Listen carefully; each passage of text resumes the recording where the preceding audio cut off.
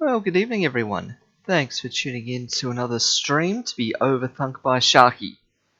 We are back here once again for a little bit more action. We are starting up a new game this week. It's actually been a little while since we've been here overthinking things.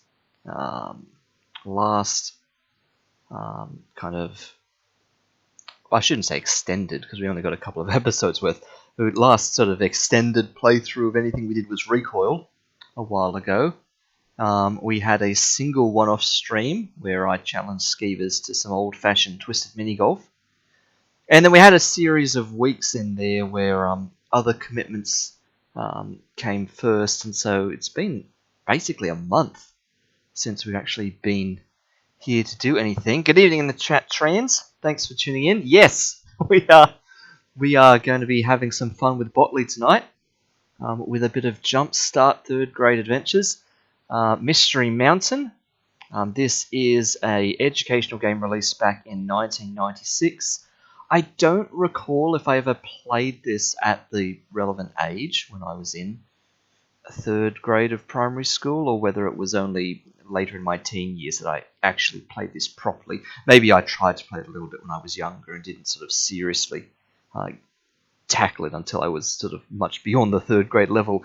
But much like some of our other games, like Outnumbered and other things like this is about the nostalgia. This is about looking back at games from long ago, and I'm sure we will manage quite fine with this. So we will overthink this in our usual fashion. It says third grade adventures. It's pitched at a third grade level. It's an American game, publishing company. So this is, I guess, this is what you would interpret as a third grade level within the American education system in 1996.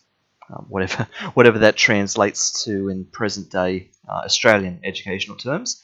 The game instructions and details say it's for ages 7 to 9, so kind of second, third, and fourth grade year levels, kind of between years 2 and 4. But that's enough about the game. Let's get into it. There's a lot of cutscene and a lot of sort of setup at the start, so we should get this going. Let's see. Okay, there we go.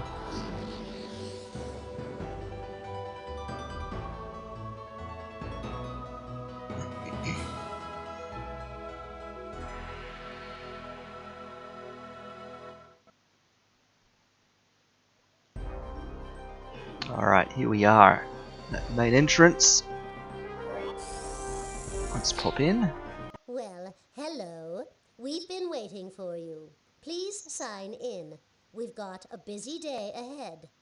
If you're new to this school, please use the keyboard to enter your name. Okay.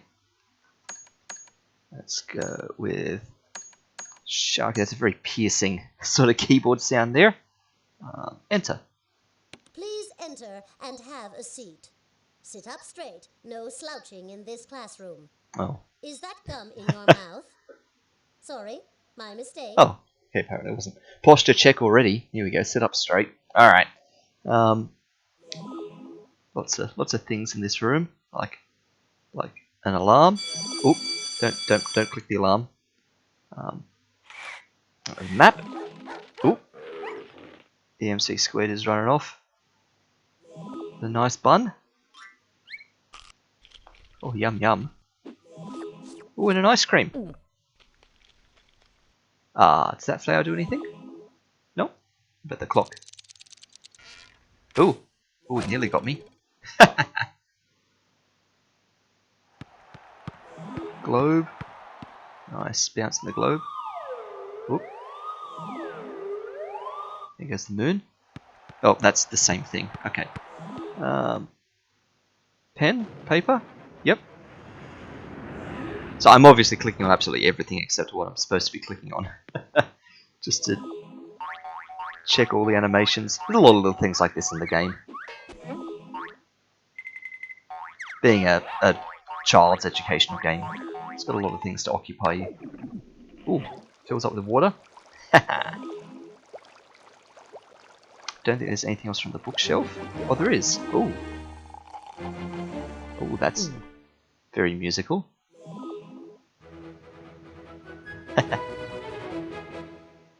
like that. The plan? Oh, yep.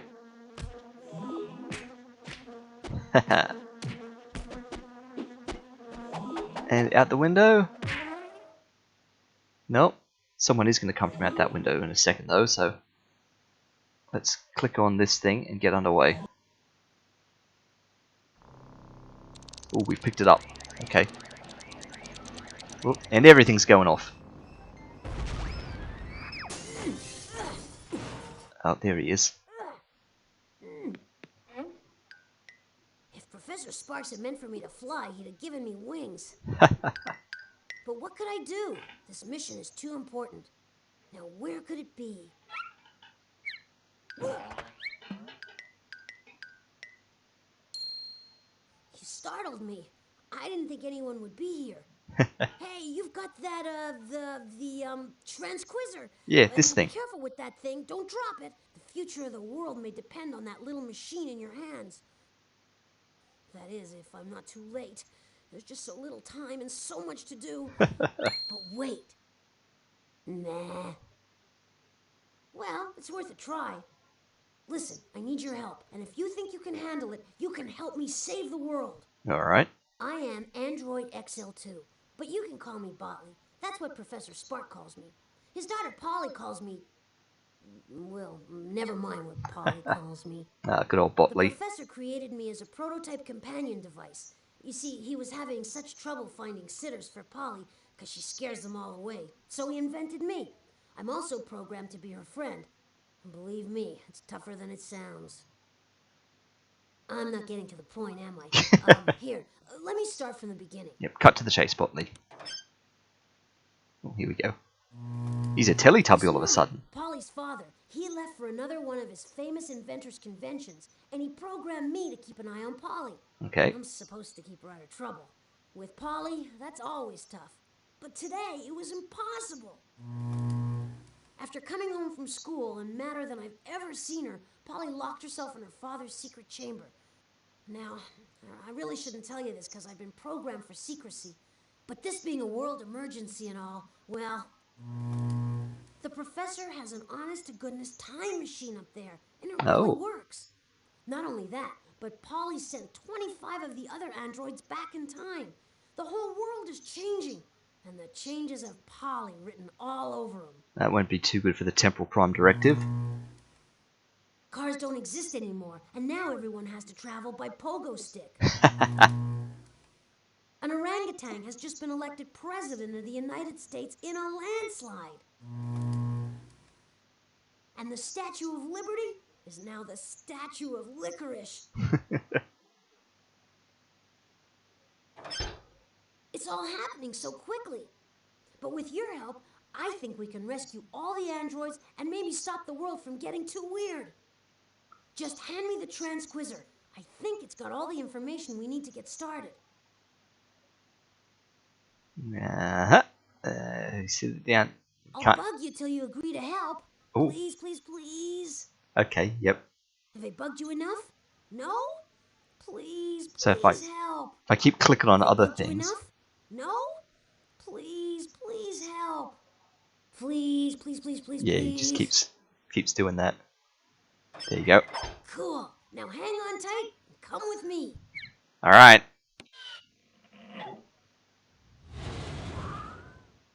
Did we hang on? I didn't see us. That's alright. Mystery Mountain.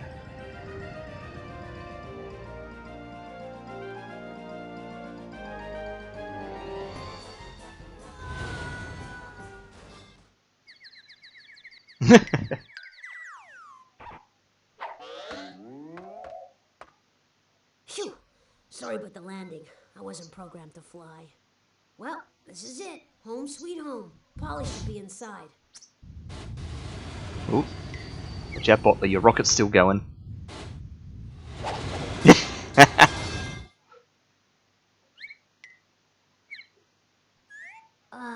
As I was saying, this is the Professor's Mountain.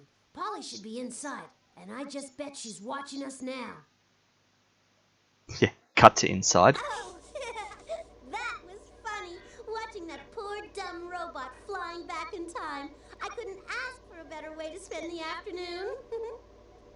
In another day, the world will see the dawning of Polly's planet.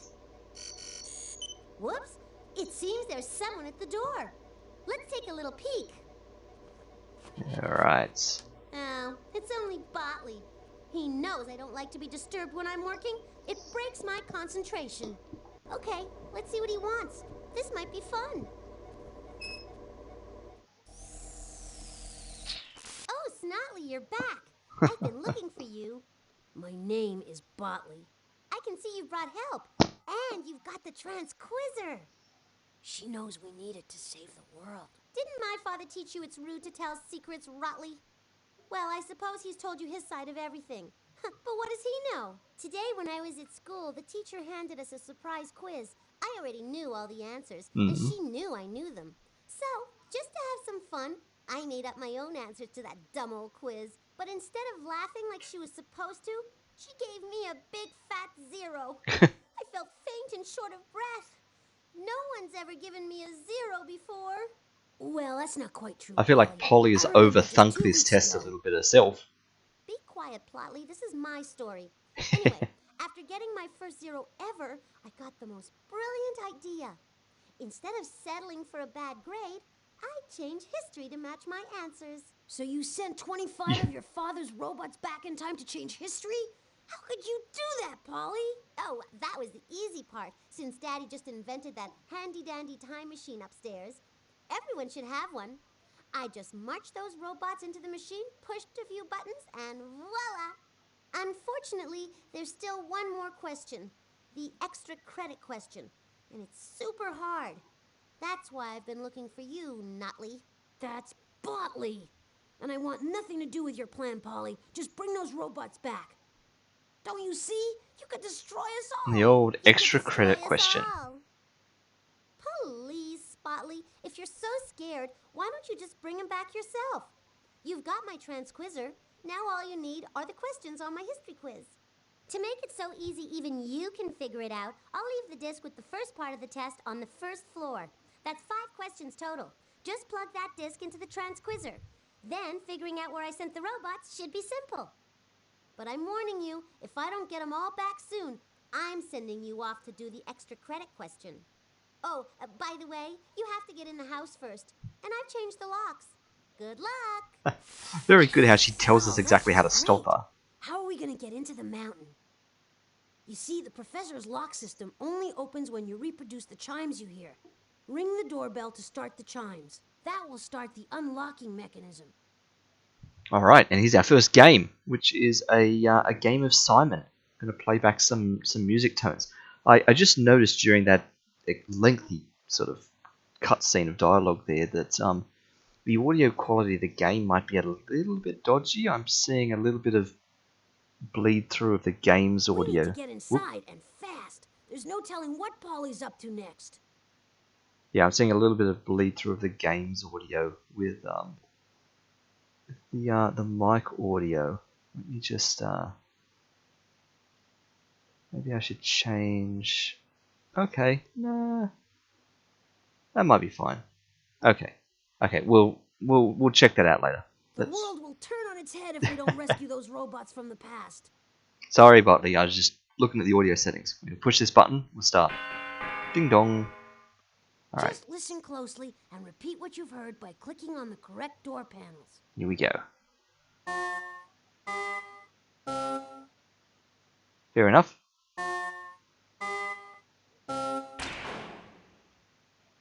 You're doing great. All right, one down.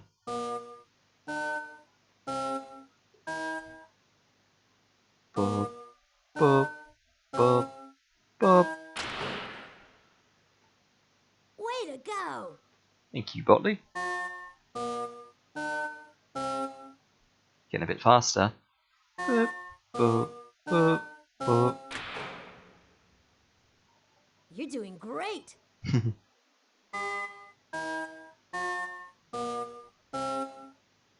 Boop, boop, boop, boop, boop. You're doing great. I think you need another dialogue line, Botley. Boop, Only one more Alright, is lot this to one going to go. use all 6?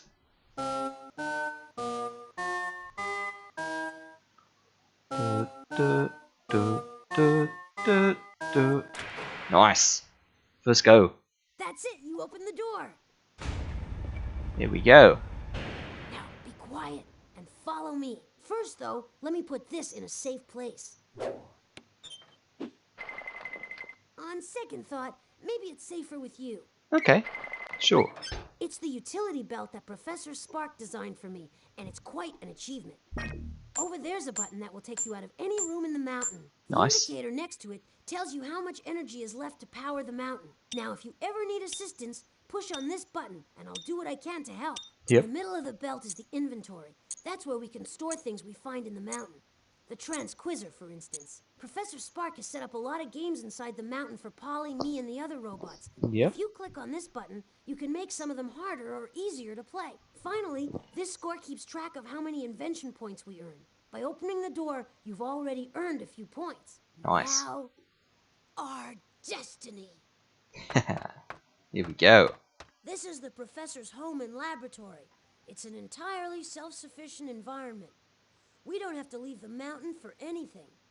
The professor even included recreational and cultural activities, so he and Polly wouldn't get bored.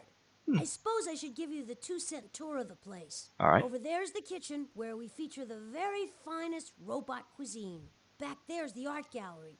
Through that door is the music hall. Oh, When over Polly here. takes her weekly music lesson there, the whole place clears out. Behind that door are stairs leading to the professor's jumbo electro generator. If necessary, we might have to go down there to power up. Finally, that stairway leads to the upper floors, filled with the professor's inventions.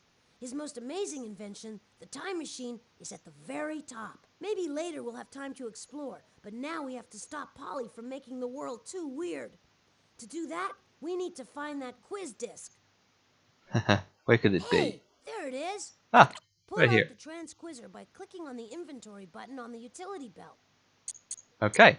And so this begins the repeating cycle. The much like when we played Outnumbered, and it was like looping through floors every couple of minutes, dozens of times until we finish the game. We're going to have to go through 25 playthroughs of this game to get the 25 robots back, and that's going to involve going to the Transquizzer, looking at Pull out the another. Transquizzer by clicking on the inventory button on the utility belt. Yep, that's it. Going into the Transquizzer, looking at another history question to find out where Polly has sent a robot back in time to, playing a bunch of mini games to test our educational skills, which will eventually allow us to pop into the time machine and go back and save that robot. So let's see how we go. See how many robots we can get done today. All right, it looks like the disc should be inserted in the slot near the top of the Transquizzer. There we go, up the top. Good morning, Polly. I hope you've studied for the quiz today. You may have a lot of natural ability, but even geniuses need to study. That's Polly's teacher, Ms. Winkle. At that school on the hill, everything's state of the art. All the quizzes are personalized, programmed, and videotaped by the teacher. Pretty cool, huh? Now, today's quiz is all about inventions and discoveries, something you should know plenty about, Polly. But no fair asking your father for help. See, everyone's impressed by the professor. There are 25 questions total, Polly. 5 on each of the 5 discs I've passed out to you and the rest of the class. That's 5 different levels. That seems like a bit of a waste, like sit up straight, 25 questions put on your 5 thinking discs. cap, and select your first question. Okay, what we should do first is select one of the quiz questions. Just click on any one of the 5 buttons near the bottom of the Transquizzer. Since we've got to bring all the robots back, the order doesn't really matter. Yep, so we've got 5 different quiz questions on this disc, and then we'll have 5 discs. And yeah, we could do them in any order, but let's just start with the first one. Be systematic. So this will be our first history Click question. on the yellow start button if you want to hear this question. Okay. All right. Let's see what this one's about then. People People once thought the Earth was the center of the universe and everything revolved around it. That's because when they looked up in the sky, the sun and the stars all appeared to be moving around the Earth. A nice idea, but appearances can be deceiving. Today we know that the Earth revolves around what? All Miss right. Winkle, as everybody knows, I am the center of the universe. Yes, Polly, you're exactly right. The whole world revolves around you. Heavens, Polly is just too much to bear. She used to think she was the center of the universe. Now she really is. We need to go back in time and straighten this mess out, or life as we know it will change drastically. Click on the inventory button to put away the transquizzer. All right, Transquizor away. Oh, here comes Polly again. Polly, you know I've been programmed to clean up your messes, and that includes bringing back my robot pals. I know you won't tell me where they are, but how about a little hint? Well, it just so happens, Sotley, that I realized long ago that you would try to mess up my work, so I covered my tracks by hiding clues all over the mountain. 4 clues total. You and your friend will have to find and collect them all. And even if you can find them all, which I highly doubt you can, you will still have to go to Daddy's time machine and figure out where I sent the robot if you expect to beat me. Oh, by the way, you know how Daddy feels about amateurs going into the time machine room. It's a very sensitive piece of equipment, you know. So, before a hunk of rusty bolts like you can get inside, you'll have to earn a bunch of invention points. 1,000 of them should just about do it for starters. Well, Okay. Polly, okay. It looks like we have no choice but to play by your rules, as unfair as they are. Just tell us what we need to find for this mission. Relax, Gutley. It won't be so bad. I sent Russian robot Cosmobot to put me in the center of the universe. You can get him back if you find these 4 clues. A pig, a sundial, a postage stamp, and a dollar bill. But why mess up a good thing? Cosmobot and I never used to get along, but now we're pals. I can't believe Polly reprogrammed him for her selfish purposes. We have to find those clues and get Cosmobot back. Finding the clues should be a little less hopeless with my powerful censoring device. Professor Spark hooked me up this way so I could better keep an eye on Polly. I can monitor every nook and cranny of the mountain. Stand back now while I sense the place out. All right. Okay, all sensors indicate that Polly hit a mission clue in the music hall. Oh, nice. In the music hall. Okay. What can we click on? Oop. Nice. Yes, that's the kitchen. Painting gallery. Power plant generator. Upstairs to the next level. Music hall. Nice. Painting flips over. There's like nothing to click on the floor. Oh, and that's like the door back outside. We can go back out to the Simon music puzzle again. Yep, so this becomes the repeating cycle. If I open the inventory, we've got the Russian robot Cosmobot, or whatever he was, that we've got to save. They're the 4 clues that Polly said we've got to find, the mission clues. Once we find those, as well as 1,000 invention points from like playing the games and stuff, we can go into the time machine and work out where and when she sent the robot back to retrieve them. And progress report. You can see here are the different like aspects of education that we're going to be working through. We're so far running at 27 out of 27 on logic, which was the door, playing Simon to get in here. So that's great. But you can see we've got some English language stuff. We've got a little bit of math stuff to go through here. Logic, visual arts, measurement, history, earth science, life science, and music. And of course, music is where we're heading now. Bingo! Oh. I've sensed a mission clue in the music hall. Yes, thank you, Botley. We did know that. So let's go into the music hall and see how we go. This is the door to the professor's concert hall, which he usually keeps locked so none of the less musical robots around here pound too hard on the piano. But the door doesn't open with a key. Instead, it uses a password.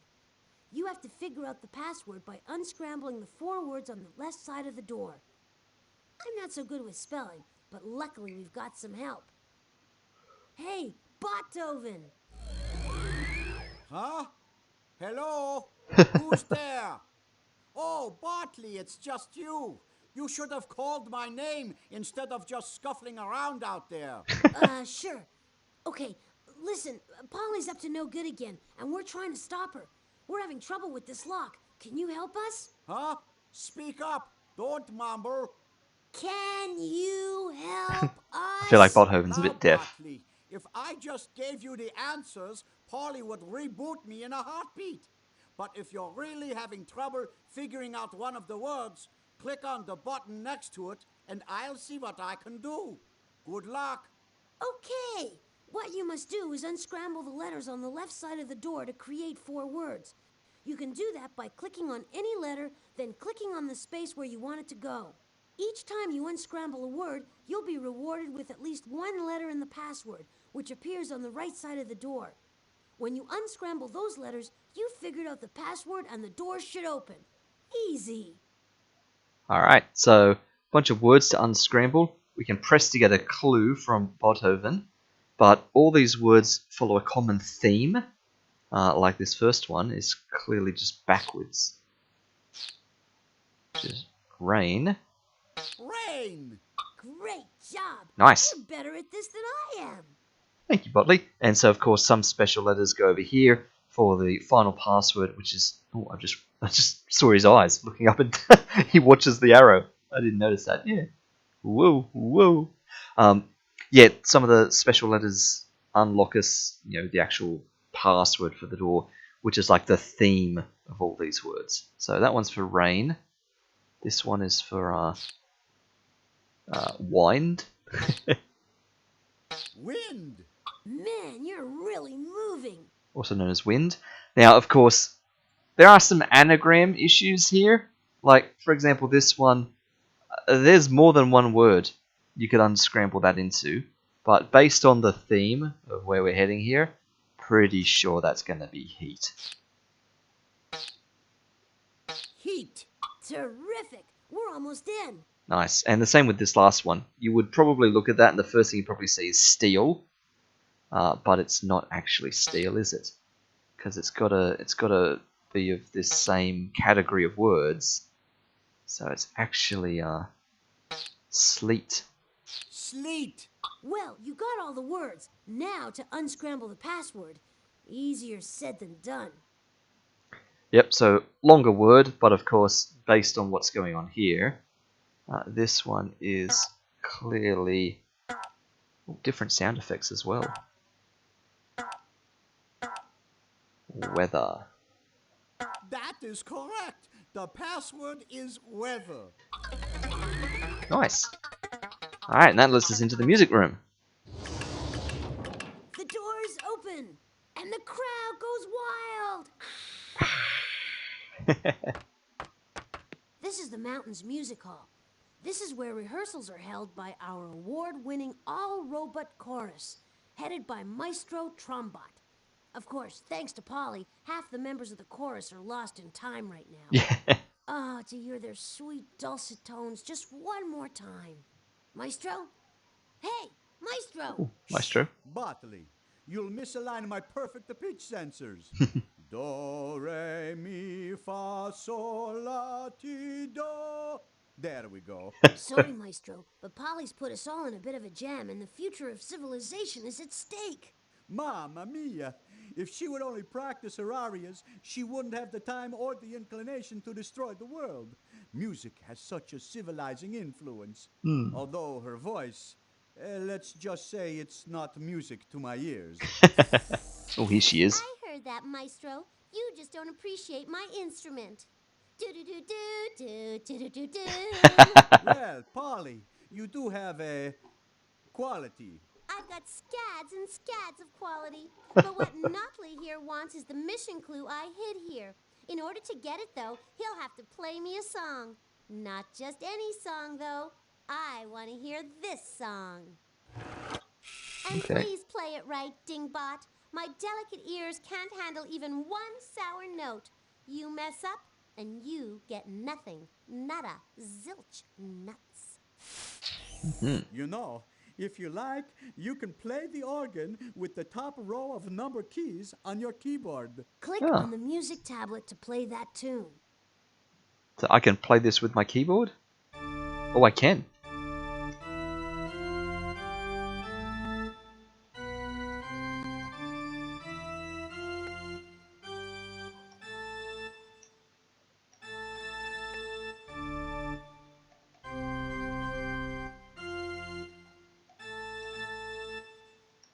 Yeah, I can't get any higher than that. The next key after that's... Oh, I can. Oh, I was going to say the next key after that's backspace, but different punctuation gets us up there. Sneaky, and I think you can click on it. That's okay now. Let's do the actual puzzle. How did she... it seems that you have your work cut out for you, dear Bartley. You see, the music is all mixed up. If you want to hear how it's supposed to sound, click on me and I'll play it for you. Then you should have little trouble rearranging those musical phrases until they're in the right order. Click on the button next to the phrase to hear the music start on it. Then click on the phrase to move it to another slot. If you click on the play button, you can play the entire piece as it's arranged on the music tablet. You can even change the instrument it's played with by selecting one of the instruments on this panel. Alright, so we've got 4 lines of music. They're in one of 4 factorial possible orders, but definitely not the correct order. Basically, 3rd grade level music theory. So, notes on lines, pitch up, down, that kind of stuff. There's no bar lines or anything here. There's no time signature, nothing fancy like that. And notes and their duration are indicated by coloured lines of different lengths. So all these red ones are probably just quavers, and those 2 yellows are like a crotchet or something like that. So let's hear what we're supposed to be creating. Okay, yep.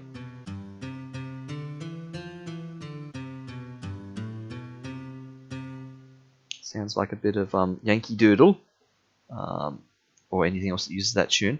So we want to start da da da da da da da da, which is this line, I believe. Oh, not at all. That was bad.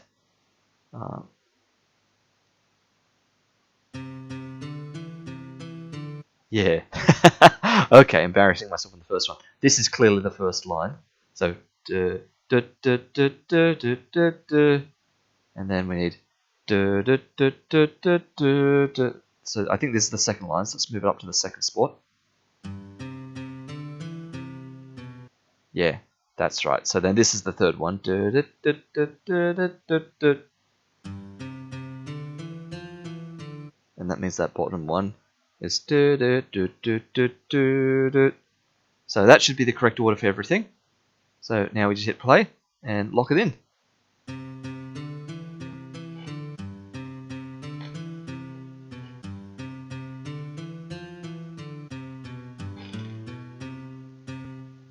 All right. Way to go! Good job, everyone. This song is called Yankee Doodle. In the old country, Italy, a macaroni is a type of feather people used to wear in their hats. I bet you never knew that. Okay.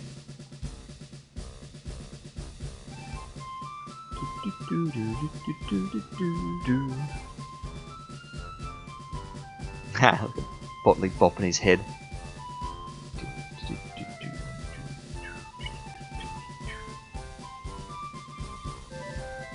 Very fancy, Maestro. And the beat goes on. Now pick up the mission clue and let's move on. Alright, there's our mission clue. Let's put it back in the inventory. Okay, there aren't any mission clues on this floor. Let's go searching on another floor. Oh wow, that's really... There's none in the kitchen, none in here. Okay, that's very uncommon, because the ground floor has like more mini games on it than any other floor. There's like the kitchen, there's 2 separate sets of mini games in there, and there's one in there. There's like 4 different mini games on this floor. Let's have a look. So yeah, so we've got that slice of ham or whatever that is, a bit of good pork there. Still got the other 3 clues to get.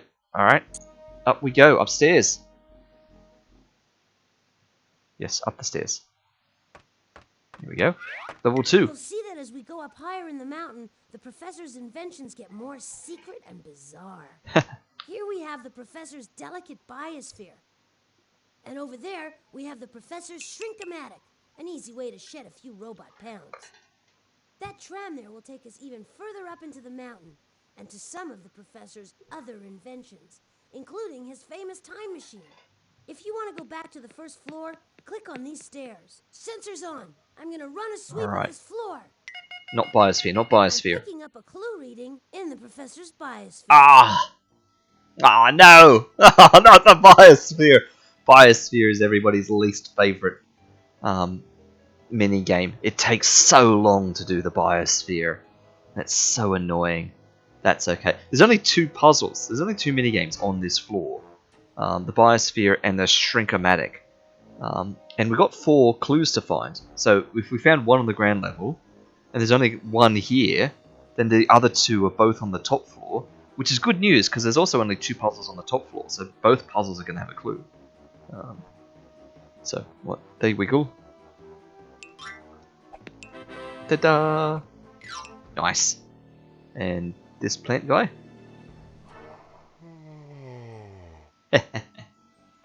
Oh.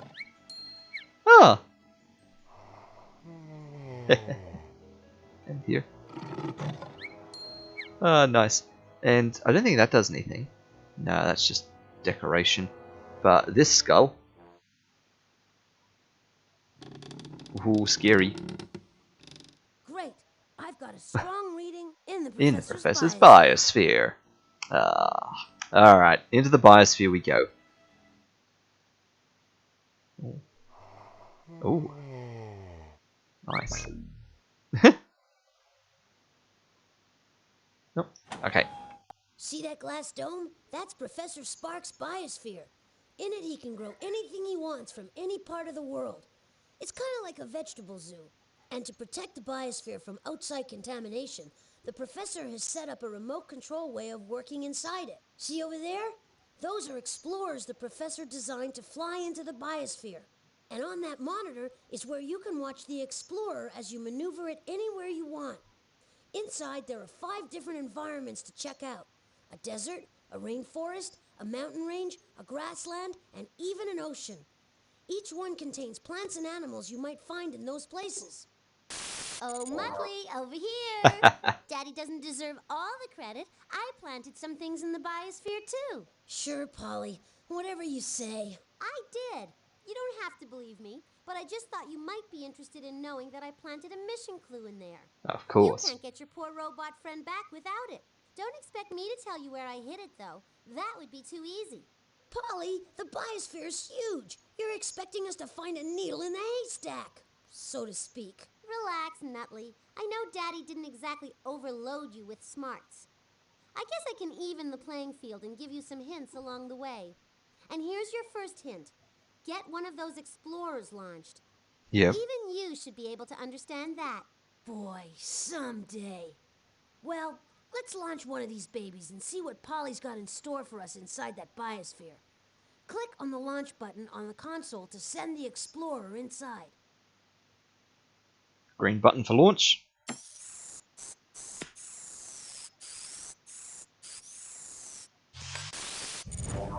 Okay. Now we can navigate the explorer around the biosphere by watching it on this monitor. Click on the monitor for a closer look. Alright, so this is basically, the music hall was our music theory question. This is environmental and life sciences question. And we have to basically fly through a maze and answer questions, and eventually, eventually we'll decide on one of the 5 different biospheres, one of the 5 different habitats in the biosphere, and that's where the mission clue will be. So we're going to gather some clues to work out which of the 5 different habitats we need to be flying to. This is weird. It seems like the explorer is underground. I guess what we need to do is fly up into the biosphere. That should be right above us. To fly the explorer, use the arrow keys on your keyboard. Press the up arrow to blast the explorer forward, and press the left and right arrows to rotate it. Okay, let's fly around and see how we go. So this thing here is our energy. We don't want to run out of that. These things are for later. These things are for later. Let's go. Up we go. Oh, that's more energy. So you always pick them up whenever you can see them. Let's not bonk into anything like that. That's a dead end. Don't bonk into that. More energy. More energy. Wow. Must be a door up this way then. There we go.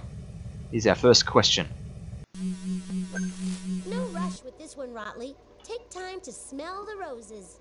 Which animal can see colors very clearly? A bat, a butterfly, or a prairie dog?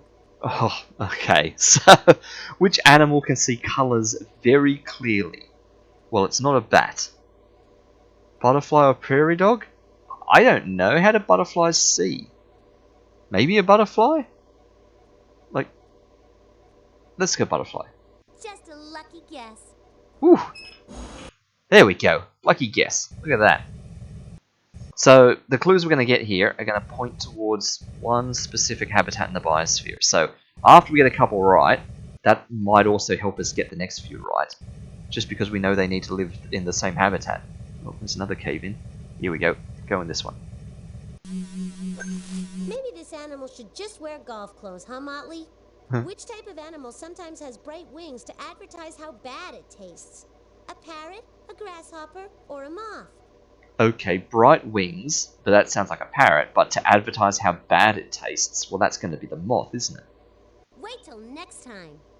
Yep. So, butterfly and moth. So, some environment that both of them belong in. That's an open door. We're going to ignore it. Might lead to a dead end. Oop. Well, can I get that? Without bonking into the walls? You can bonk into the wall, that's fine. You won't explode. It just does this. Ready? There we go. Bonk. And I think you lose a little bit of energy when you do that. But that's okay. Don't scowl, Potley. This'll be over soon. The cries of which animal can be heard a mile away? A mule, a howler monkey, a linsang? What's a linsang? I'm going to guess a howler monkey. That sounds like something you'd hear a long way away, right? Wait till next time. There we go. We're making good guesses on these. About up this way. Ooh, bit more energy. Quick, turn around, go this way.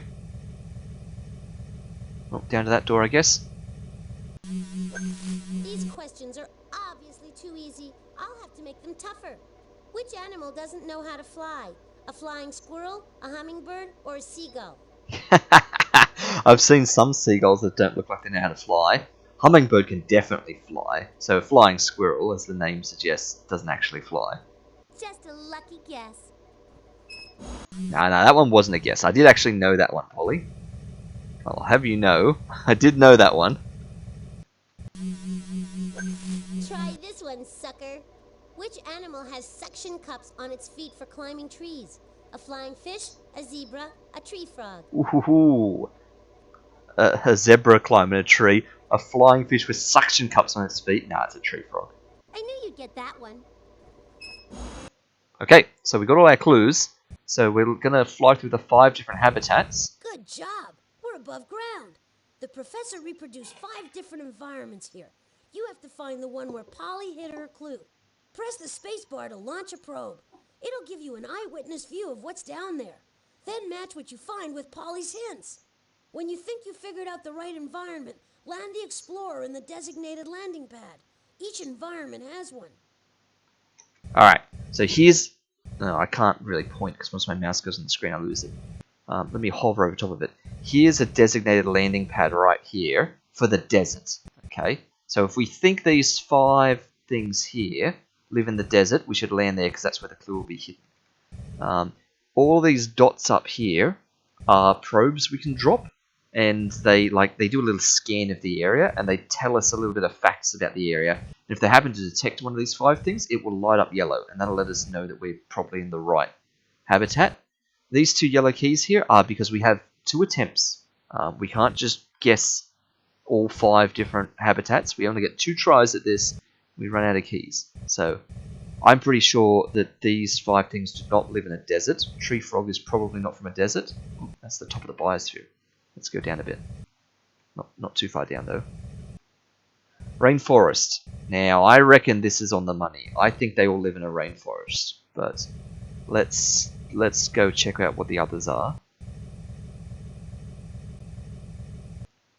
Savannah. Oh. Okay, I'm second guessing myself now. Could they live in a savannah? I don't know. Oop, that's a tree. Don't actually bonk into that tree. That tree's in the foreground. See, like that. Don't bonk into it, because it's in the foreground. Everything else is in the background. Mountains. See, this is why I hated the biosphere. It's harder than it seems. You've actually got to know something about the environment. Whoop. And an ocean. Nice. Go down to the water. There's the platform for the ocean. Okay, let's go back and drop some probes, because I clearly don't know. I was sure this is rainforest, so we're going to go with our gut. Going to fly all the way back to the rainforest, and I'm going to drop a couple of things. But it might be savannah. Good evening in the chat there, Chris. Thank you for tuning in. We're currently attempting to overthink a bit of 3rd grade education. Let me drop one of them probes. Found. Short plant that loves moist air. Grows on rocks, soil, and even trees. This is moss. Moss. Okay, so they've just found moss in here. Let's try something else. Found. A snake that coils around its prey and hugs it to death. Yeah, that's an anaconda. This is a boa constrictor. Or a boa constrictor, whatever. Okay, I think maybe it was savannah, after all. You grew up with this game. Same. This is why we're playing it. Let's try savannah. I feel like actually it was meant to be here. Predator scope indicates an insect that is threatened by 200 different kinds of birds. Gets its name from living in the grasslands. This is a grasshopper. Grasshopper. Okay. Osteometer reading. This animal has bones that are hollow. They have to be light so that the animal can fly. This is a bird. Okay, come on. It wasn't actually just mountain, was it? Was this really mountain? I mean, I've got a ton of probes. Antlerized. A large grazing animal that sheds... Let's just drop another one. Liquidizer on. This animal can only eat liquid food. It doesn't have jaws for chewing. I was definitely right the first out of time. Smaller animals. This is a spider. A spider. Come on, rainforest. Colorizer There we go, on. see? An animal that has colorful wings. The colors tell enemies that it tastes bad. This is a moth. I don't know why we second guessed ourselves so much, but yeah, moths live in the rainforest, which means everything here must. Let's land on the platform. There we go. Touchdown! You landed safely. Now, if you want to open this box, click on a key on the console. Alright. Great! You There got we the go. clue. Now click on it and put it in your inventory. Then we can get out of here. Could have done that straight away. Let's move on. There's no mission clue here. Alright, straight to the top level then. So the last 2 clues must be in the other 2 games on the top floor.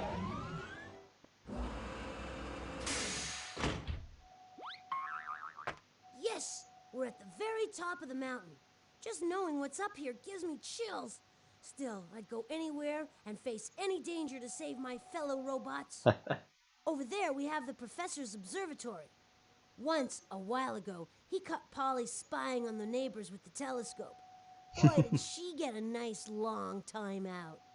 In that room is a little obstacle course, sort of a robot boot camp. The professor uses it to test out his new robots. Of course, I passed with flying colors when I was tested, but sometimes he comes across a robot with a few bugs that need to be worked out. If you want to go back downstairs, just click on the tram. Oh, and over there, behind those forbidding stone doors, That's where the professor stores the time machine. There's no way to open it, though, until we have all of Polly's mission clues and, of course, enough invention points. Careful now, I'm going to sense around here.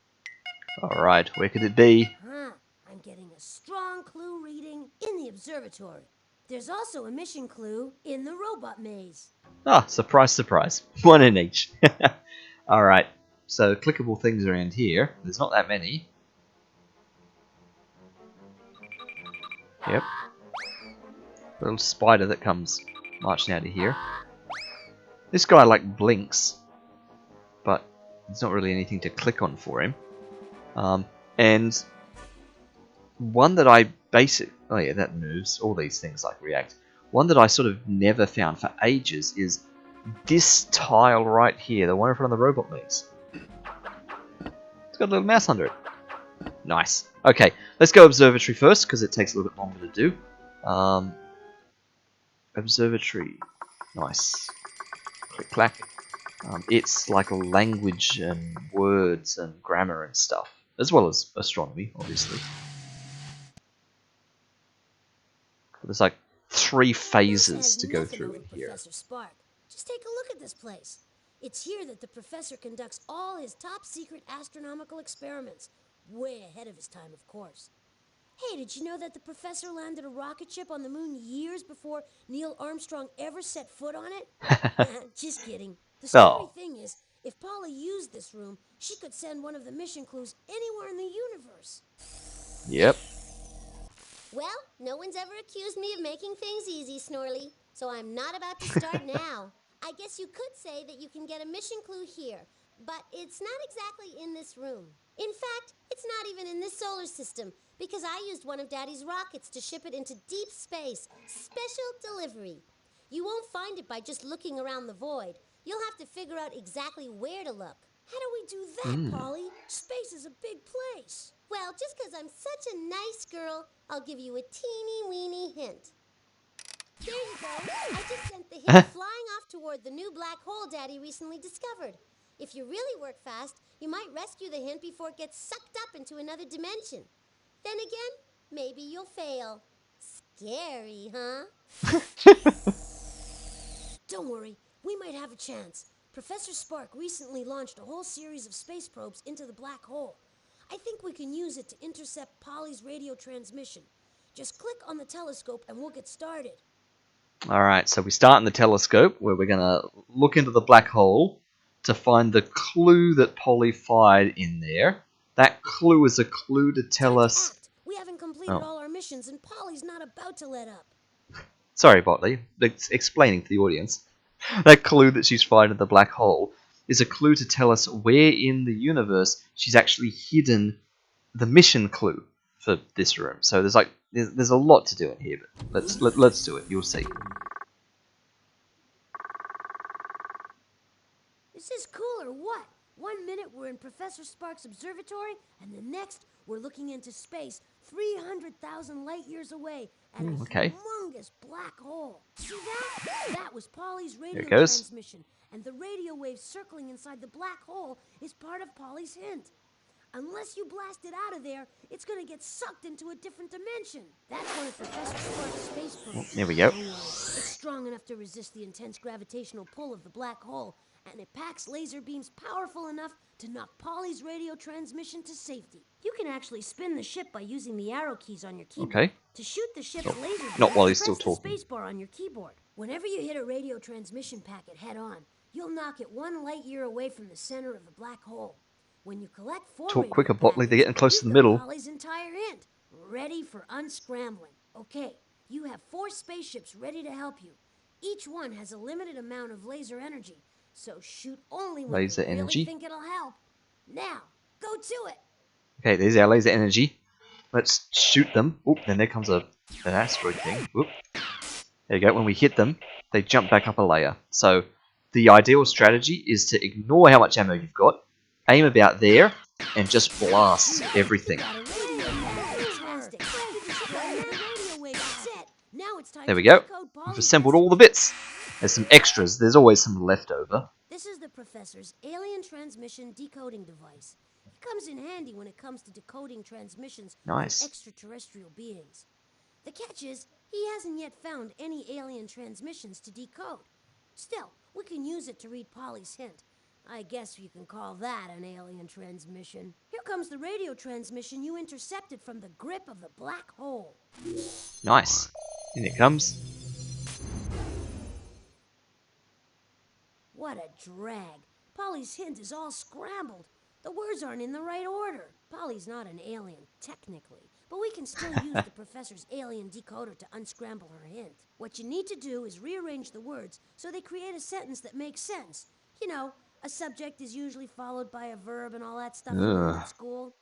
I can't tell a pronoun from a protozoan, but I do know that every sentence begins with a capital letter and ends with some kind of punctuation mark. A period, a question mark, or an exclamation point. Unscramble all the sentences, and we can go to the professor's star chart and figure out where Polly sent that spaceship.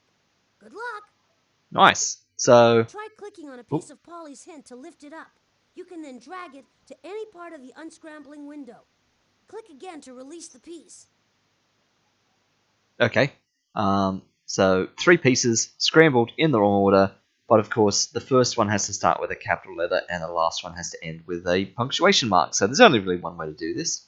And for those paying attention to the overlay here, you might already have recognized this panel right over here. You can't quite see because I'm pointing off my screen to the overlay there. The big coming soon box labeled Robot Roost Random Raffle. We will get to that when we get to the time machine and rescue our first robot. But suffice it to say, I've added my own little mini game into this game as well, which we'll have a bit of fun with later, just for a bit more overthinking action.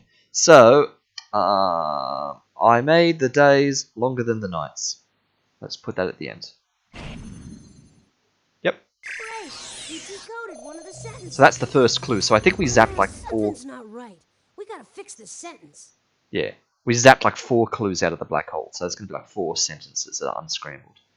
I made flowers grow tall and days grow warm. Great! You decoded one of the sentences. Not done yet. There's more to figure out. How did I do all these things?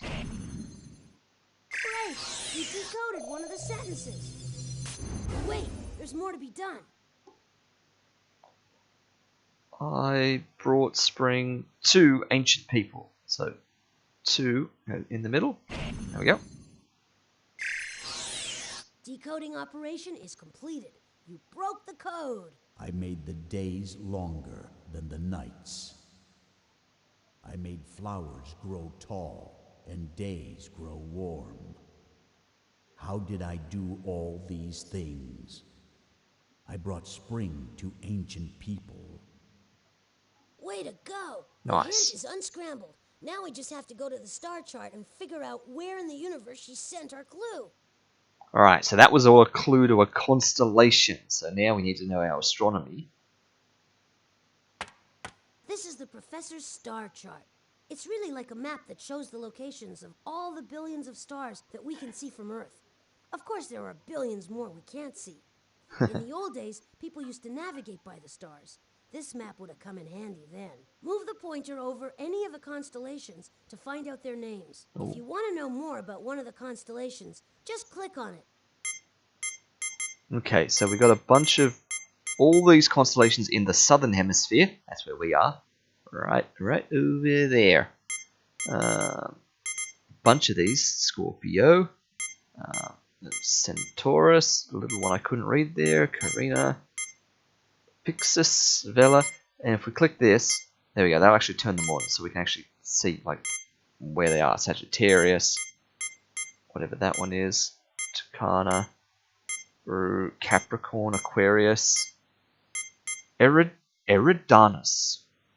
Orion the Hunter. I do remember some of these. Scientists believe that 15,000 million years ago, all matter, energy, space, and time were created in a large explosion called the Big Bang.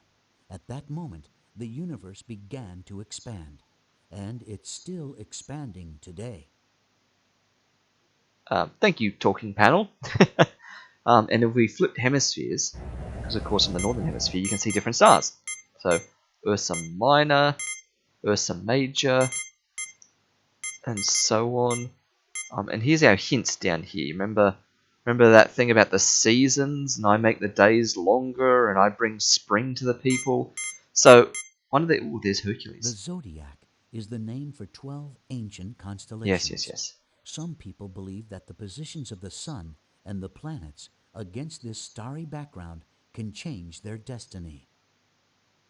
So one of these is important for like the calendar year or something. I have no idea what it is, but we click on one of them once, and we hear a little bit about it, and if we think that's it, we lock it in. So something to say in Aries, but I don't know. Aries looks like a powerful ram, but its stars don't twinkle brightly. Still, it was the most important constellation to ancient people. When Aries appeared in the sky just before dawn, people knew that winter was coming to an end. Is that it? Winter was coming to an end. So this The is the one that. Milky Way is a spiral-shaped galaxy Yes, yes, that yes. is home to our star, the Sun, So I and think it's Aries. 500 million. Hear that? You must be right. We were right. Here comes the spaceship. Look at that. Somehow nailed that in one. We've made contact! Hey, that was great. Click on the clue and drag it to the inventory so we can get on with saving the world. Yep, let's get on with it, Botley. Huh. I'm getting a strong clue reading in the robot In the maze. robot maze. They're not always going to be that easy in there either. They're going to get hard. We're going to have to think through some of those for a while, but let's go robot maze. Ooh. Ooh. Hello. Robot Maze was always my favorite puzzle game because it was basically coding, programming. This is like year 3 level programming, and it was a load of fun. This is the most dangerous part of the mountain. That's why Professor Spark uses it as an obstacle course for testing out new robots. With all the treacherous paths and sharp turns, it's the perfect way to test out the latest in robot navigational technology. No way are we going down there ourselves, though. If you make one false move in this room, you could... well, you don't want to know what could happen. Here's Polly. You're right, Motley. That little box down there contains the mission clue you so desperately need. I programmed that stupid robot to put that box where you wouldn't be able to reach it. Then I scrambled the commands. See if you can unscramble them. We'll see, Polly. 2 heads are better than 1. Not if one of them is yours, Snotley. Okay, as far as I can figure, here's the situation. That robot has been specially designed to maneuver his way down there. He's really good at following directions, and he's got nerves of steel. So what you have to do is rearrange all the robot's commands on that remote control device in front of you so they're in the correct order. The commands tell him which way to move. Just click on the command you want to move, then drag it to where you want it to go. When you press the run button at the bottom of the remote control, the robot will follow your directions to get to that box, if the order is correct. If not, well, better him than me. Alright, so we gotta make our way down to here. Looks pretty easy, like, you can just walk down here and go straight to the box. Problem is, these are the 5 commands we've got to use. We've got to go west 5 paces, we've got to go south 2 paces, south 3. We've got to jump south, and we've got to take a log to the west, which immediately narrows us down a lot. We have to go across this log, and we have to do it in a westward direction. We have to sit on this side of the log and go west. That, by the way, I think is quicksand, so we definitely don't want to step on that. So there's limited options here. If we have to take that log that way, we have to start by getting to that square, which means we have to go down 2 spots. So we have to start with south 2 to go down 2 spots there. We could actually do jump south to jump down there, but that's a bit of a waste. I'm sure we need to jump later. So south 2, then we can take our log west. Once we're here, then we've got a bunch of options. We've got west 5. Well, we can't do that because we'll go off the cliff. So we're going to have to come down this way. 1, 2, 3. That's 3 south. Then we're going to have to do our jump south to jump over that gap there. And down here, that's when we can do our West 5. And that should be that. That's the only order you can do them in. So let's lock it in. Watch the robot go. Oh, there he goes. He's doing his South 2. Now he's doing his Log West. South 3. Good job, little robot. Jump south. Oh, there he goes. Big jump. And then West 5. Slowly making his way West 5 squares. Good job, mate. Yay, we got it. Fantastic! The robot made it through the maze. You are some slick programmer. Nice. Great! Take the clue and put it in your inventory. Then, on to complete this mission. He's a very smiley robot, isn't he? Alright, pick up our clue. Alright, we got all the mission clues. Now all we need is enough invention points. We need 1,000 total. How about playing a game on the first floor to win some more invention points? So this is like almost unprecedented. I don't think I've ever been in a situation where we don't get enough invention points to go to the time machine this early in the game. Because later in the game, you definitely need like more invention points to get to the time machine. So you just have to play some extra games over and over. But yeah, like the first round, the first robot, I thought we always got 1,000. But I guess it depends which games we randomly get to play. Like, because some of them are worth different points. Yes, Robot Maze is definitely a cool one. Let's head downstairs. How about we play a game we've not done before? We're a little short in the invention So, point department. let's go back down to the ground level. I got an idea, actually. Because we could go to one of these other That was rooms. the last of Polly's mission clues. But we'll never be able to work the time machine if we don't get some more invention points. I say we go to this We need one. 1,000 total. We're gonna have to play some of the games on this floor to win some more points. Let's Yes. try out the music hall. Oh, let's try the music hall. But we've already been to the music hall, Botley. There was a clue there. I was going to say, Botley, why don't we go to the power generator? Because that'll get us points. And it will also repower up the mountain. Because I can see we're getting down to like orange level power. Which means we're almost... Like, we're not out of power, but we're getting close. So we should probably head there at some point. So we might as well do it now. Did happen to me several times, though.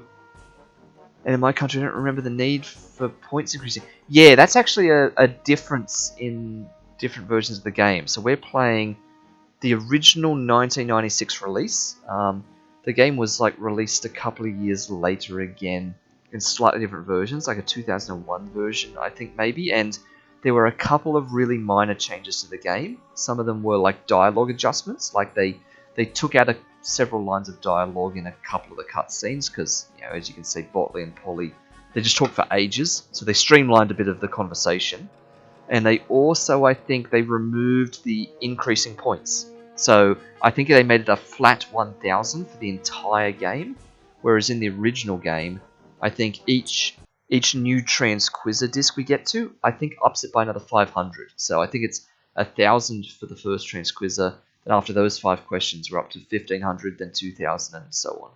So, yeah, you got your game in 1999. Yeah, oh, that makes sense. I don't remember exactly when they made changes like this. I just know that there was, yeah, this is like the original version, and there was like some sort of updates that happened. Well, how's our progress report? Oh, we haven't gotten everything 100%. How have we done that? We got 4 out of 5 on grammar. So we've gotten a grammar thing wrong. So that would have been upstairs in the observatory. Huh. Well, we didn't like get anything wrong per se. Okay, that's fine. That's fine, he says, even though he's got a perfect record and everything else. That was the last of Polly's... Yes. Let's go down here, Botley. Oop. Uh-oh. Watch out, Botley. Watch out. Oh, dear. Alright, let's power back up. This is the mountain's electric generator. Pretty impressive, huh? Professor Spark invented it so that he could produce all the electricity he needs to run the gadgets here in the mountain. And believe me, this place needs a lot of juice. It basically runs with batteries, but these aren't like the batteries on your flashlight at home. When used in the correct combinations, these batteries pack a big enough wallop to kick this generator into gear. Alright. See the monitors on those tubes? Yep. Each one has a specific battery requirement, so that when magnified together, the batteries are equal to the value on the monitor. The trick is to pick the right combination of two batteries.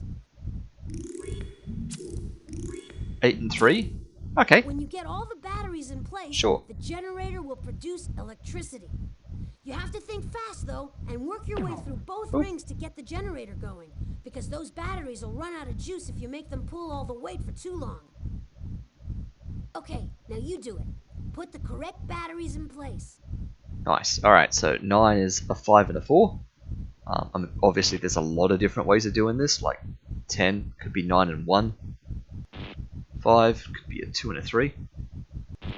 24 is only a 12 and a 12, so we've got no choice there. Here we go, and starting to power up. And yeah, as you see, if we leave it too long, they start to flash. So we don't want to leave it too long, because then they'll undo themselves, and we'll have to do them again. Way to go! You've completed the first ring, but you gotta hurry. You still have to get through the second ring. So like 5 in the middle, and now there's like 7 around here. Speaking of 7, let's do that. And keep the 10s alive. Let's just do a bunch of 10s. 10 and 10. 10 and 2. Speaking of 2s, let's do 2 and 2 there. And another 2 on that one, so that we can get a 5 there. Right. Great job! Now hold on. There we go. So we got max power again, and we got 1,000 invention points. So we should be good for the time machine.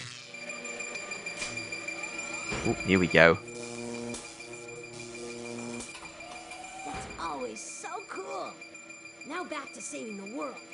We've got everything we need to complete this mission. And since time is of the utmost importance, let's get to the time machine immediately. Okay, up we go. We should go to the time machine to complete this mission. Yep, Let's take the tram to the top floor. up we go. Ooh, fancy.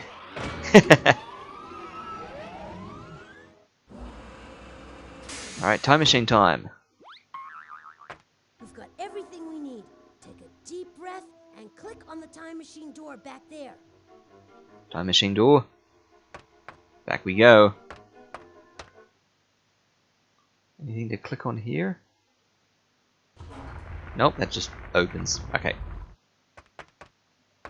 Wow. Excuse me if I sound sort of odd, but I wasn't sure we'd make it to the time machine mission control. It's impressive, huh? This is Professor Spark's most important work to date, the time machine extraordinaire.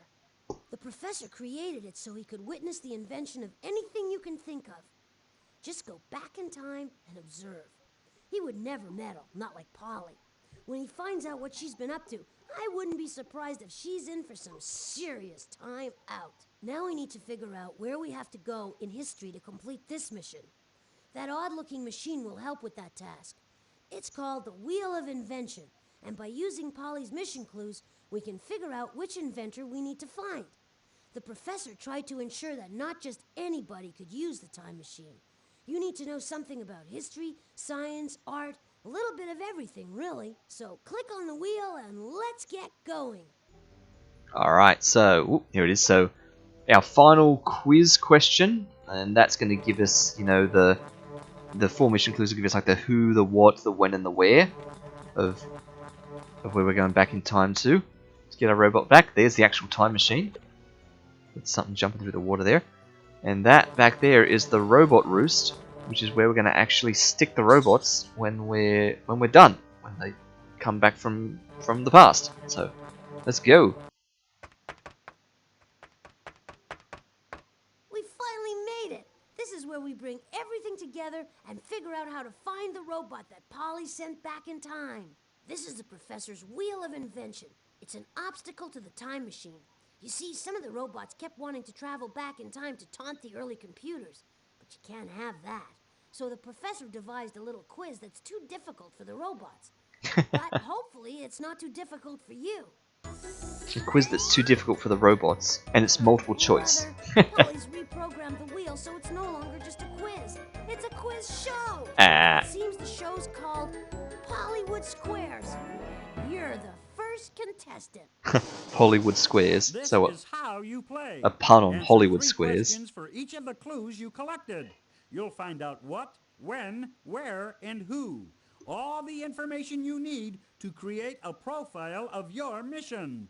Once the game begins, you gotta work fast and try to answer each question on the first try.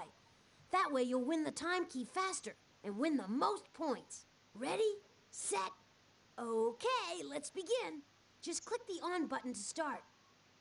So he says, try to get them right on your first go to get this done faster and get the most points. But it's a multiple choice quiz. There are only 3 options in every question, and there's literally no penalty for getting it wrong. You just get less points if you don't get it right on your first go. So you can literally just A, B, C, guess down the line every single time, and you'll get through this eventually.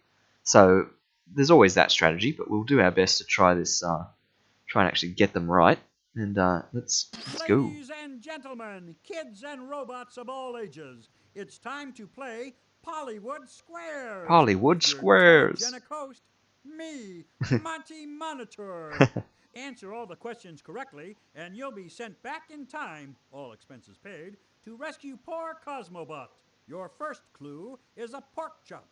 The pork chop will show you what your mission is all about. Okay. I love pork chops, and I'm not the only one. Pork chops can be found in cuisines all around the world. Pork chops come from which farm animals? Oh, I think I can do that one. That one's a pig. That's right. Pork chops come from pigs. So does ham and bacon. It's all pork and it comes from pigs. Pigs are the only animals besides humans whose skin can get what painful condition?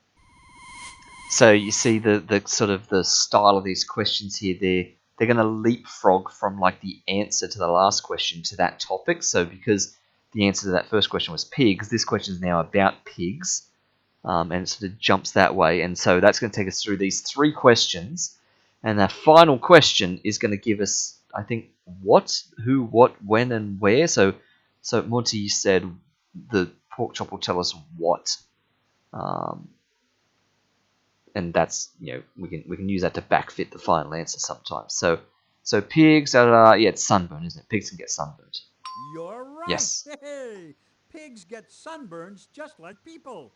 Sunburns are caused by overexposure to the powerful rays of the sun. Our sun is actually a star. It's the center of a group of heavenly bodies known as what? Universe, Milky Way, solar system. So again, universe, like everything, Milky Way is a lot of things. Solar system, as the name suggests, is where the sun lives, and that's going to be the what we're going to, or what it's all about. You did it! Yay! Another word for sun is solar. That's why they call it the solar system. Uh-huh. Yep, that's the so what. It seems that Polly sent Cosmobot back to the time in history when the solar system was discovered. But where was that? Yeah, so these are discoveries or inventions in history. Your second clue is a postage stamp, and it will tell you where in the world your mission will take you. Postage stamps are a way to pay for sending letters and packages. Before postage stamps were invented, the person who received a letter had to pay for it, not the person who sent it. That's weird. The postage stamp was first invented by an Englishman named Rowland Hill. What country did the English inventor of the postage stamp come from? Oh, I was gonna say, how am I gonna know this? But only one of these is an English country, right? So it's got to be Great Britain, doesn't it? That's right. Oh, jolly good. English people come from England, and England is part of the United Kingdom of Great Britain. Now, let's see how good you are at geography. All right, Great Britain is located on which continent? that's Europe. Yeah. Right. Oh, Great Britain is in Europe, the second smallest continent on Earth. What country is located in the very center of the Ooh. continent of Europe? It's not Great Britain, because that's up in the top. It's not France, because that's just across the channel from them. So it must be Poland. Correct. Yes. Poland is a large country in the center of Europe. Polish people make delicious pork sausages and dance to a unique style of music called polka. Poland's also the place where the solar system was first discovered. Thanks, Monty. Right, We now yeah, know so that the solar system was discovered in Poland. What we don't know is when it was discovered and by whom. so if we thought about that, we could have gotten that it was Poland The because we third knew it had to be clue where the is solar a system was dollar discovered. bill. It will tell you when in history the solar system was discovered. If you had $1,000,000 bills, you'd be a millionaire. The first kid ever to earn $1,000,000 was a famous movie star named Shirley Temple. Ah. The dollar gets its name from a coin once used in a European country, known for its mountains, castles, beer, and frankfurters. Well, that'll be Which Germany. country was that? Wunderbar! In Germany, Wunderbar. the coin they called a dollar was made out of a precious metal. Precious metals are metals that are not commonly found on Earth.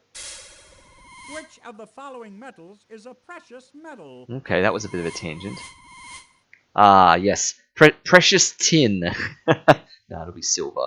That's right! Silver is a valuable precious metal that is often used for making coins. Silver was first used to make the German dollar 500 years ago. Which is the earliest year you could have used a German dollar to buy a frankfurter? Okay, now we've got to be really careful about this because you've got to remember here that we are actually playing this game 28 years in the future, which means there's always a slim chance some of these multiple choice questions get out of whack. But given that they're 100 years apart, I don't think that's likely. But pretending we're in 1996, it was made 500 years ago, so that takes us back to 1496. So which of these is the earliest? You couldn't do it in 1431, it wasn't made, but you could have done it in 1531. So 1531 would be the earliest on this list that you could have done it. That's right! Yes. In 1531, the silver coin called the dollar could have bought you plenty of German frankfurters. 1531 also happens to be the year when the solar system was discovered. See, so if we... All we need to find out is the person in Poland who discovered the solar system in 1531. Yes, so if we played this again in 2031 This or is your later, fourth and we'd end final up with clue. a funny The answer there. sundial will tell you who first discovered the solar system. A sundial tells the time as a shadow moves across a surface marked with the hours of the day. The Egyptians invented the sundial 5,000 years ago, and it was one of the earliest ways of measuring time. A sundial works due to the movement of what heavenly body? The sun, the earth... Oh, hang on. This is where you could get technical. Works due to the movement of what? Oh, is this a trick? Is this a trick? I mean, it's not the moon, it's called a sundial. So what we're supposed to say, it works due to the movement of the sun across the sky, because that's how a sundial works. As the sun moves across the sky, that's what causes a sundial to shift its shadow. However, it's not the sun that's moving, is it? It's the earth, right? The earth's the one moving, the sun's staying still.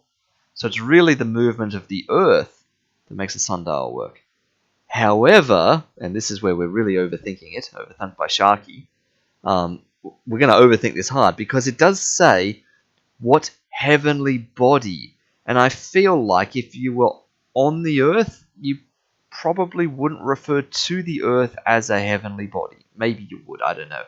Just the phrasing of that, what heavenly body, sounds to me like it's trying to talk about the sun or the moon as opposed to the earth. So personally, I believe the answer should be the earth, but I'm going to click the sun because I've overthunk it 3 times now.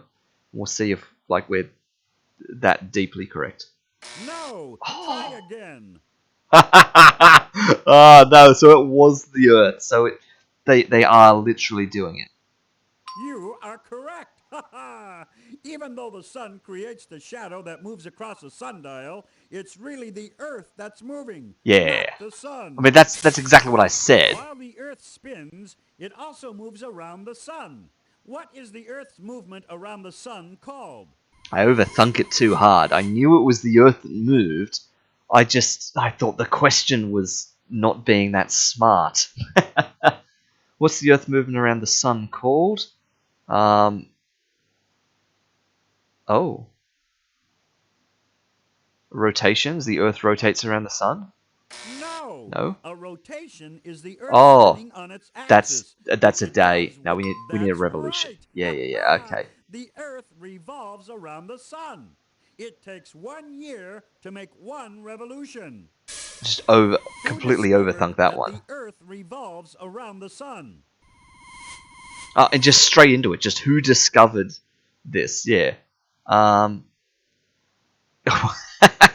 It was not Tutankhamun, especially because the year is 1531. Thomas Edison discovered a lot of things, and invented a lot of things, but it's Copernicus, right? Right you are. Copernicus was the Polish astronomer who discovered the solar system in 1531. Before his discovery, people thought Oh that yeah, because it's a everything revolved Polish around guy. the I Earth. forgot about that. Okie dokie. We got Yeah, all the from Poland. information we need. Now, on to the time machine. We've got to go to Poland in 1531 before Polly messes up Copernicus's discovery. We certainly don't want the Earth to revolve around Polly any more than it already does. Before we take this trip back in time, can I just tell you how amazing I think you are? That Oh, said, grab the time key and let's move out. thanks, Botley. I don't remember him ever saying that. Before we go back in time, let me just say how amazing you are. Oh, thank you. Doop. All right, take the key. All right, into the time machine. Here we go. Wow, I never thought I'd see the inside of this thing. Pretty cool, huh? The professor made it clear this time machine was off limits to anyone but him. But with Polly about to send the world out of control, I think the professor would understand. Looks pretty complicated, huh? But let's see if we can figure out how this baby works. That looks like our window into the past. Look, all the information you found at the wheel is now neatly in place up there. I guess the time key did that. This lever looks important.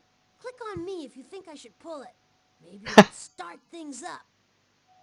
I like that. This lever looks important. Click on me if you think I should pull it. I mean, there's a button here too, but that Click button's on me to later. get us started. Okay. Next stop, Poland, to visit the great scientist Copernicus. He's about to discover that the sun is the center of the solar system. Oh, here we go. Through a wormhole. There's Copernicus on the brink of making his great discovery. Aha. But look, Polly has reprogrammed the Russian robot Cosmobot to paint her picture on the model of the sun. Nyet, Cosmobot, nyet! Thanks to Cosmobot, Copernicus has decided that the Earth revolves around Polly. And we thought she had a swelled head before.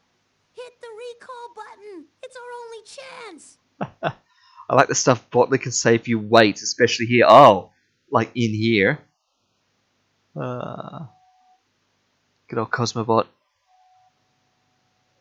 Oh, he's twitching. Oh, he sort of... He looked like he was going to go for the lever then. Hello? Hello? So we're supposed to be pushing this button, the recall button. Yeah, he turned sideways briefly then. Blink, blink. Hello, Botley? So, Oh, of all the times to freeze on me, we're so close. Just hit the recall button. there. Oh, of all the times to freeze on me, we're so close. Just hit the recall button. Maybe you want to live in a world of Polly's design, but I don't. Come on, press the recall button. Yeah, there you go. Starts to insinuate that maybe you like Polly's World. Yep. Oh, of all the times to freeze on me, we're so close. Just hit the recall button. Whoop, whoop, whoop, whoop. Anything else, Botley? Is that all you got? Oh, looked over. Yeah, he's like looking over to the button, hoping I'm going to press it. Boop, boop, boop, boop, boop. All right, let's do it. Wow, we did it! Cosmobot's back home and the cosmos is back in order. Make sure your seat backs are in their upright locked positions while I take us home.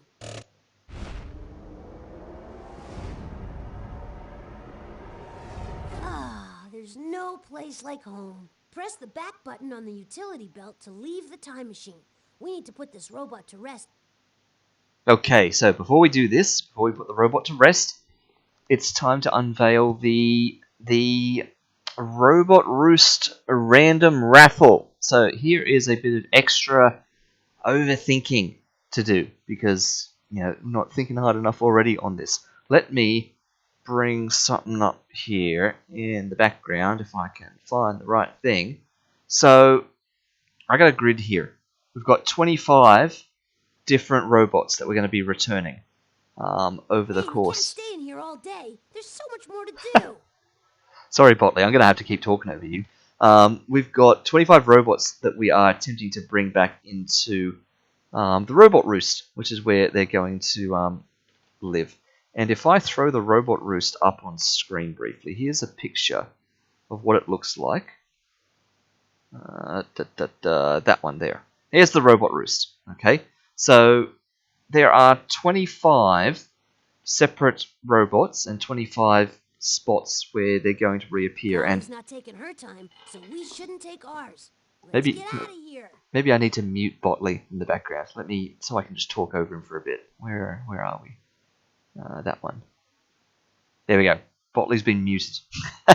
So this is the Robot Roost. This is the 25 spots where the robots are going to come back. Now, I remember as a child playing through this game that one of the best parts of this game was at the end when a robot gets put back in the roost. It's randomly in one of these spots. I mean randomly, like it's in the same spot every time. Like if you play the game over, they're always going to go back to the same spot. But the point is, it was always great trying to guess ahead of time which square was going to be the one that the robot would go back to. You got like a 1 in 25 chance of guessing the right square of where the robot's going to live.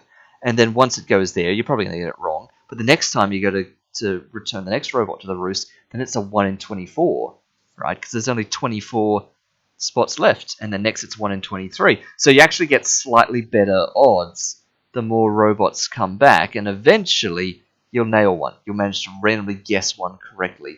And that was like one of my favorite parts of playing this, just this meta game of guessing where you think the robot was going to end up each time. And that's what I've done with this this raffle here, this Robot Roost random raffle. So each time we bring a robot back, I am going to make a guess as to which position we think that they're going to end up in, and based on that guess, that's going to let me bring up this one now. Let me bring up this other screen here. That one. It's going to update our probability along the way. So here is the chart that will show us the odds of how many guesses we're going to get right. So we've got, there's a total of 25 robots to rescue. So far we've actually rescued none. Well, it's about to be one in a minute. And so there's it expects that we've got 0 correct so far, and there's a 100% chance, blah, blah, blah, like that. But here's the odds. There's a 100% chance that we've guessed none of them correctly. When we go to guess this first one, we're going to see the odds update, and the distribution is going to change over time. So this is my overthinking right at the very end of the game here. Let me bring that back down. Let's go back to Botley. I think we've kept him waiting long enough. Let's turn your audio back on, Botley, so that we can hear you again. And where are we going to guess? I'm going to guess. All right, so we've got to guess somewhere. All day. There's so much more to do. Botley, we'll be with you in a minute. Can't remember this one being near the middle. I feel like near the middle too. I don't know where. This one might be a bit too obvious, so I'm going to guess maybe this one here. So this is going to be my guess spot right here. Okay. I don't know how I'm going to indicate this. Let me just put a big red X there. Nah, we'll just remember that that's the spot where I think it is. Okay, this archway here. Everyone remember that. Let me draw a box around there. Hey, we can't stay in here all day. That's There's where I so think much this one's more going to to go. do. Okay. Polly's not taking her time, so we shouldn't take ours. Let's get out of here. Come on, Botley, come on. I've just got to navigate all the way through all my other windows. This is where the professor stores all his time-traveling All right. robots. I call it the Robot Roost. Believe you me, these guys have been around the block a few times. The problem is, we have to get them all back from the different places and times that Polly sent them. Right now, though, it's one So we down guessed and this one right 24 here. to go. That was our Gotta start guess. somewhere. Just let me store this robot for safekeeping. Come on, right A here. long rest Right is here. sorely needed. Oh! We sent plenty Okay. more back in time, so let's start another mission.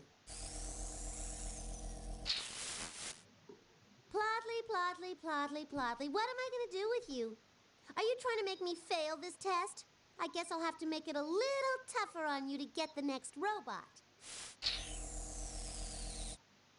Let's take a look at that transquizzer and select another mission. Click on the inventory. Okay. Reset our points to 0 and the game loops. So let's mark that one down and see how the odds update. So he was in that spot. So let me get rid of this box. And this is where robot number 1 came back. So let's just put a 1 there. So we remember next time we're coming around here. That's where the first robot lived. And minimize that. And let's go and bring this one back up now. As long as there is a single robot lost to history, our mission isn't complete. Let's get back to it. Alright, Botley, let's do that. Let's update the grid first. So our first guess we did not get correct. So let's mark that down as a no. So there's the odds. So there was a 96% chance that we were not going to get any correct guesses so far out of our one guess. And there was only a 4% chance, literally 1 in 25, that we would have correctly guessed 1 out of 1 so far. So very boring graph to start with, but it's going to get more interesting the more robots we start getting to. Let's get to work. Okay. Alright, Botley, where are you going? Got to find your window again. There you are. Okay, let's get started on the next robot. So, inventory, to go to the transquizzer, to go to another quiz question. Oh, let's check our progress report. Nah, we'll do that in a sec. No time to pat ourselves on the back.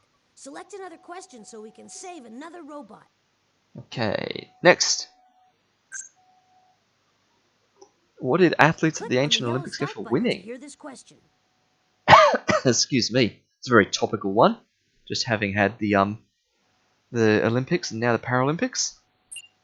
During the ancient Olympic Games, all wars would come to a stop and a truce would be called for 3 months.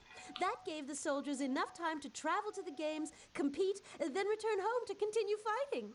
What did athletes at the ancient Olympics get for winning? A prize that would make anyone run faster and jump higher. A bouquet of flowers and a diamond tiara. Here I am, Miss Olympic Games. Yeah, okay. Yes, that's absolutely right, Polly. The winners at the first Olympics were treated like beauty queens. Oh no, Polly's gone too far this time. If she gets her way, the strong and brave ancient Olympians will be treated like beauty queens. You can't run a marathon in high heels. Well, not very well, at least. Click on the inventory button to put away the transquizzer. Okay, let's see what we got to find. What a spoil sport, Snootly. But if you want to try to ruin my fun, first you'll have to find 4 clues.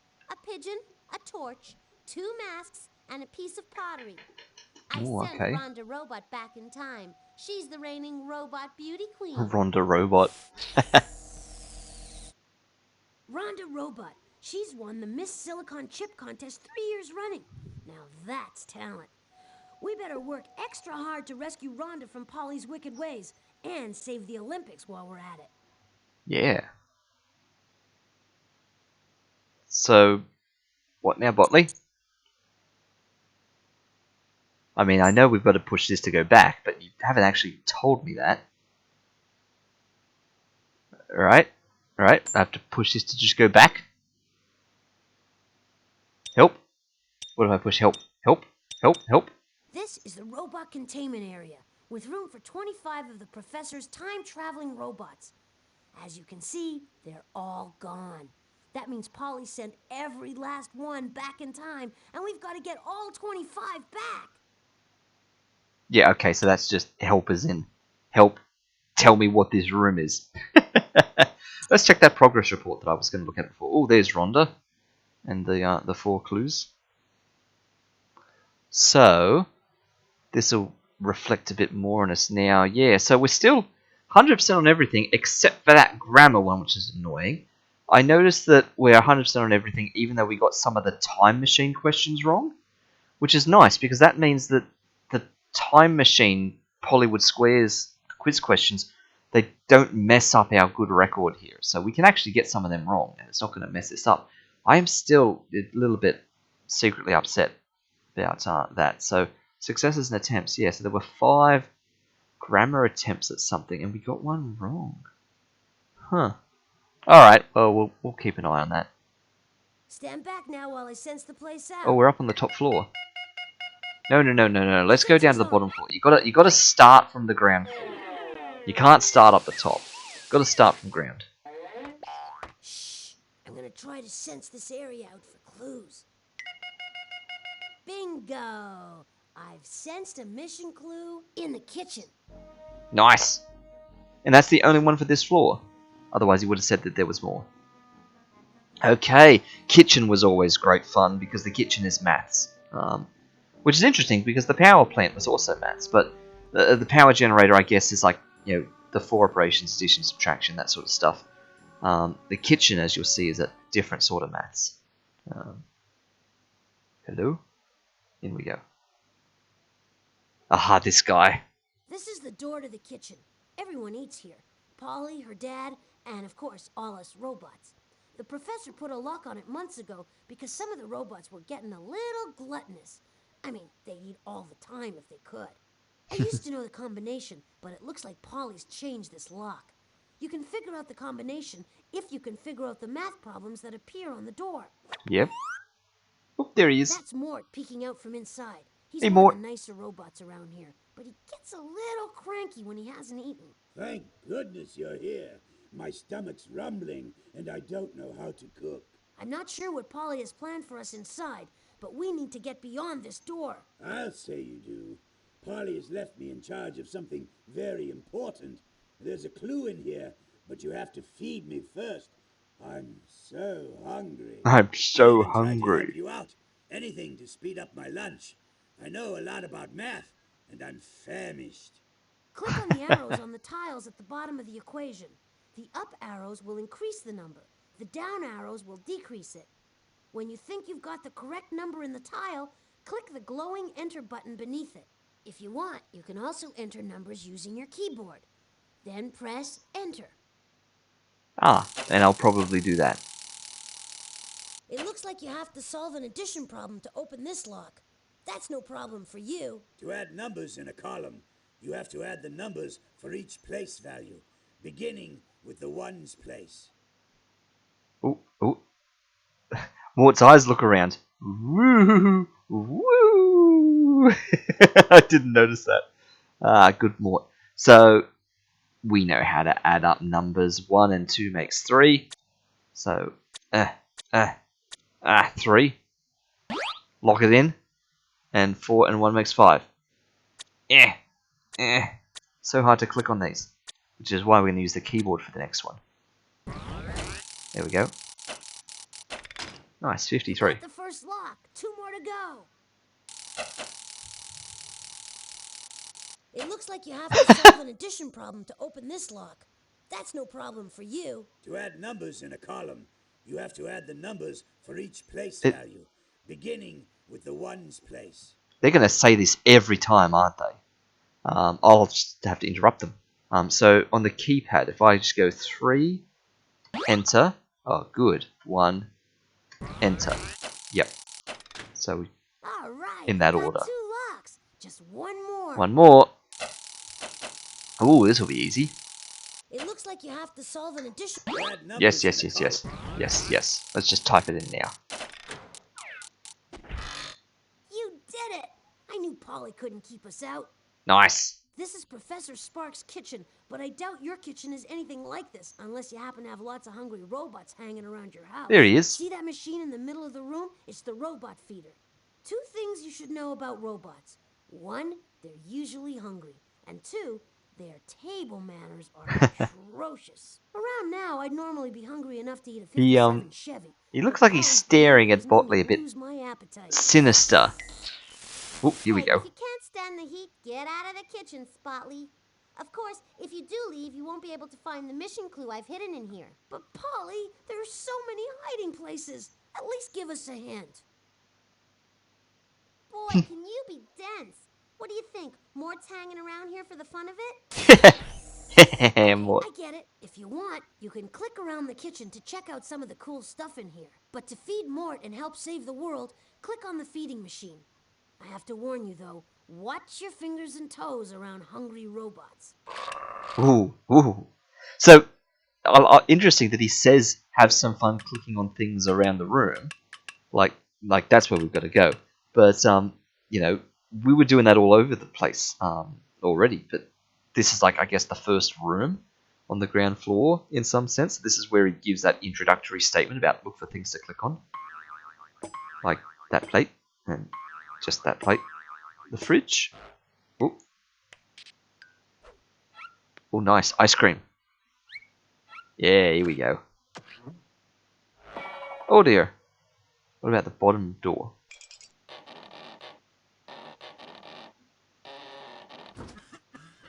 Oh, excuse you. Whoop. Oh, it went in the oven. What's that in the chat? It's fun to not always make the perfect food for this guy. Yeah, I do remember if you get Mort's order wrong. There's some fun dialogue lines there. Part of me also doesn't want to mess up my good all but one perfect rate on things. So I'm going to try and obviously get everything right. But definitely like at the end, once we finish the game in like a couple of streams time, couple of weeks time, we'll definitely have to do like a like Come on, we still got oh some robots to rescue. Click on the feeding machine, or let's go someplace else. sorry Botley, we're just talking to the audience here. We'll definitely have to do like a run at the very end in a couple of weeks time where we go through and like deliberately fail all the missions and like explore all the different dialogue options and various things like that. But that'll be a down the road job. We will make sure to do that at some point because that's always fun. Cupboards. Ooh. Yep. Fans. Ooh. Ooh. Careful.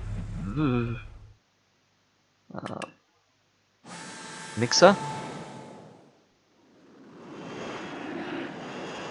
Yeah, he does have patience issues. Like, I mean, he's telling us to click on things, but then he doesn't like wait for us. Ooh. Ooh. What about the oven? No. Under there. What about Mort? Oh, nice. Oh. Good old Mort. Yeah, like look at his eyes. He's just like staring a hole straight into the back of Botley's head. Like he's like really giving him the creepy eyes. But now let's dive in here. Do some maths. Here it is, Professor Sparks' robot feeding machine. Patent pending. I've wandered in here for a midnight snack many times myself, but now it looks like we've got to feed Mort. Here he comes. Yes, Botley. It's time for a little snack. Don't you worry, Mort. I've got help today. I'm not worried because I know I have something you need Yep. desperately. After Mort calls for a snack, he'll tell you what toppings he wants on it and exactly how much of each topping he wants.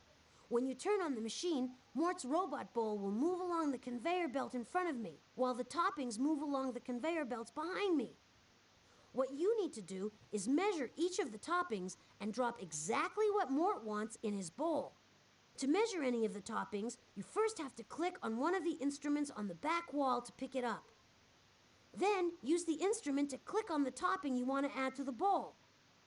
Finally, click on the bowl as it moves down the conveyor belt to top Mort's snack with the ingredient.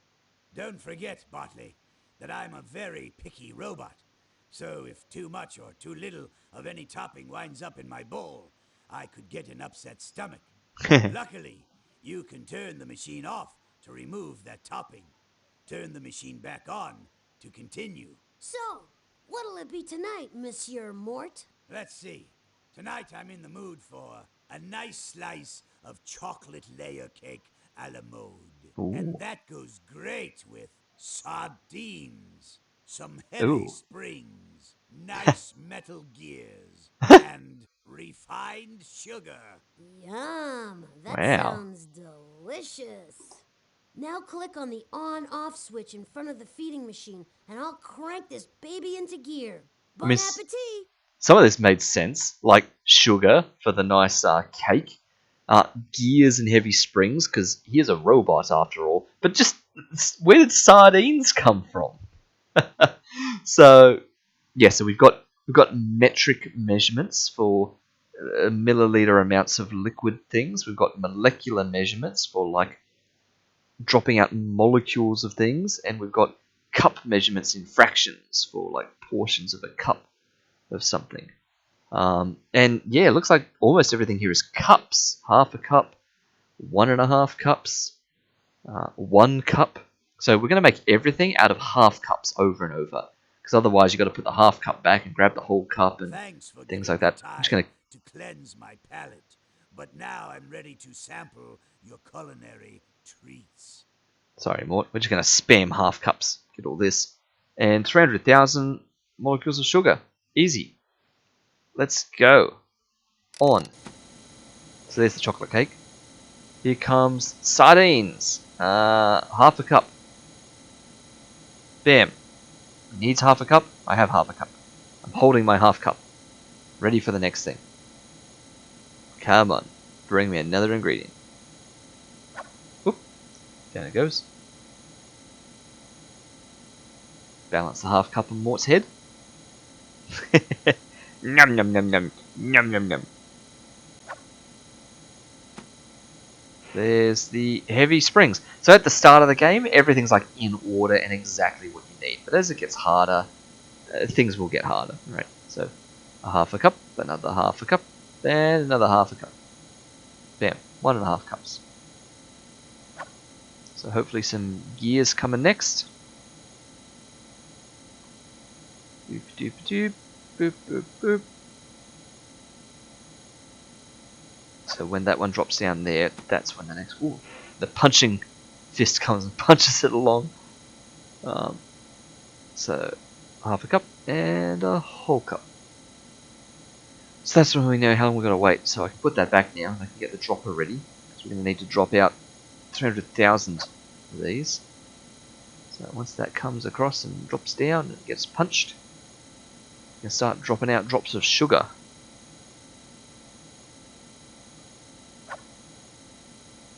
Here it comes. 1, bam, 2, bam, 3, bam. Job done. And I think that's it. I don't think we have to turn the machine off. I think in a sec it just like scoots over to him. Yeah, it just speeds up because he knows we've got it right.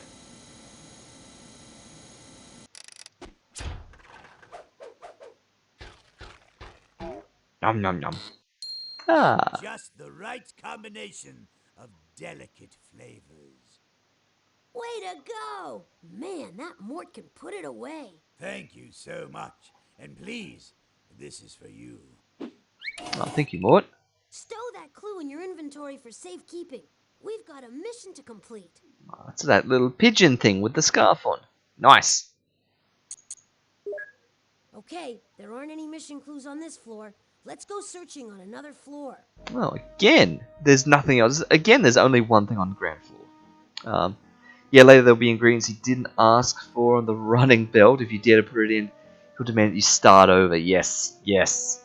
No, absolutely. There's all sorts of crazy things that are built in to these. Okay, all sensors Not the indicate that biosphere. Polly hit a mission clue in the professor's biosphere. It's always the professor's biosphere. Not even the shrinkomatic. Fine. Fine. Oh, yes! I'm definitely detecting a mission clue hidden inside the biosphere. Don't be so excited, Botley. Yeah, so there's a mission clue in there. Just don't expect me to draw you a map. You promise you'll give us a few hints when we get inside? Oh, Botley, stop sniveling. Of course I will. What do you say? Should we launch an explorer? Just click on the launch button. Alright, in we go. Launch an explorer. So this is our first repeat. This is our first time doing one of these for the second time now. Okay. Now we can navigate the explorer around the biosphere by watching it on this monitor. Yeah. I'll click on the monitor. So Ooh, we're back under the we'll skip some biosphere. dialogue after a while. It's creepy down here. Let's get up to the surface. Now, because this is the first time we are repeating a mini game, this is also going to be where I introduce the difficulty level. So Botley did explain this right back at the start, but each of the different mini games have a difficulty level attached to them. It's only level 1, 2, or 3, like easy, medium, or hardest. What I propose to do, since we are Overthunk by brand, is that we play every single minigame on the hardest difficulty, because, third grade, all that sort of stuff, at least once we've repeated things. So the very first time we ever play something, sure, just play it on the default level 1 difficulty. But once we come back for a second time, everything should go straight to the hardest difficulty. So let's do that. Let's go straight to level 3. Bam. Ooh, we're back under the biosphere. It's creepy down here. Let's get up to the surface. So, let's see how hard this is now. This is the biosphere, so... Oh dear, there's also something else I forgot about level 3. Oh no, the controls are janky. Yeah, it goes super fast. Oh no. This is not what I was bargaining for at all. I thought it was just going to be the questions were harder. But everything flies so difficult.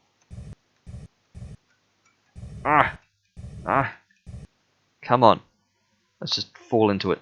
There we go.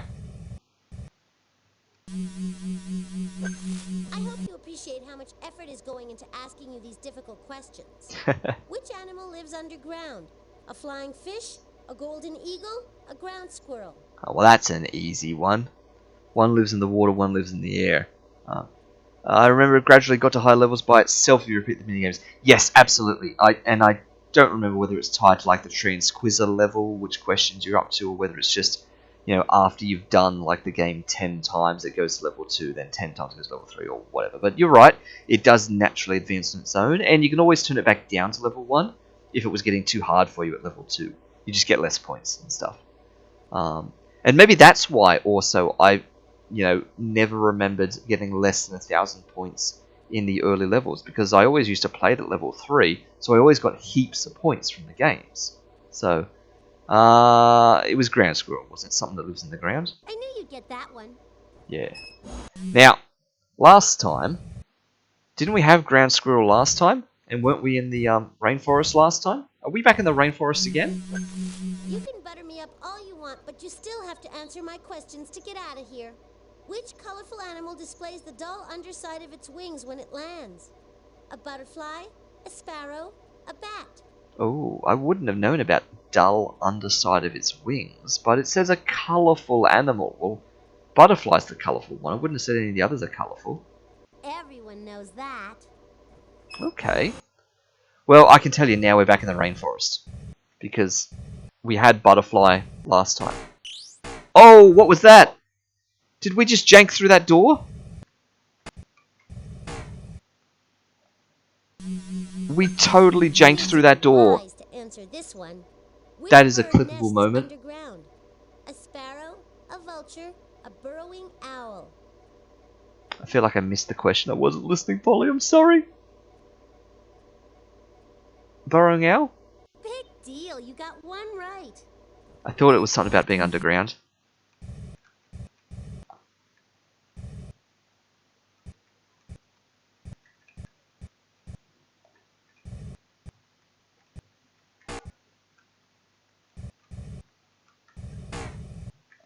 Come on, Polly.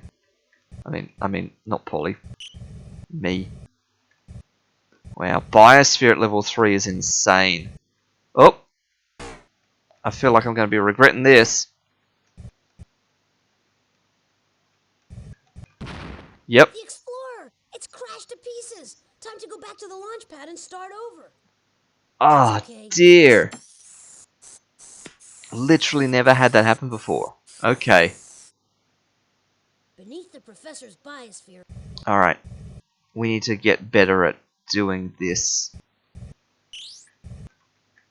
At level 3. I wonder if that's reset the, Oh.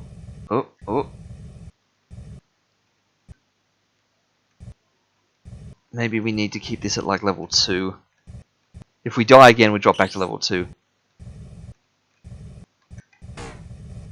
Problem is, yeah, once it starts to bounce off the wall like that, it picks up speed for some reason. Which makes that so hard to This poster will control. quickly cut you down to size, Motley. Which plant easily grows back after a fire? A banana palm, an oak tree, or grass? Easily grows back after a fire. I don't know. I mean, grass grows back easily. Do one of these trees specifically grow back easily? Banana palm, oak tree. Maybe oak tree? Sorry, but that's wrong. No. Okay. Well, in we go again. Stop hounding me, Potley. Here's another question. Which animal is a relative of mice and rats? A tsetse fly, a prairie dog, or a bison? Well, mice and rats will be the prairie dog. Everyone knows that. Okay. Now, prairie dog, does that mean we're in desert now? Like, has it changed? Whoop. Changed our environment. I doubt you can answer this one. What's a period of little or no rain called? A monsoon, a dust bowl, a drought? A drought. That was way too easy. Yeah, so we're definitely in the desert. Oh good, there's another door just up there. That's how we do it. Just little bursts like this. There we go. I'll mow you down with this one. What is the largest food crop in the world? Corn, wheat, or barley? Oh. Wheat? That was way too easy. It was a bit of a guess, that one. Okay, that's blocked in. We're gonna have to go over here now. Up there. Up that way.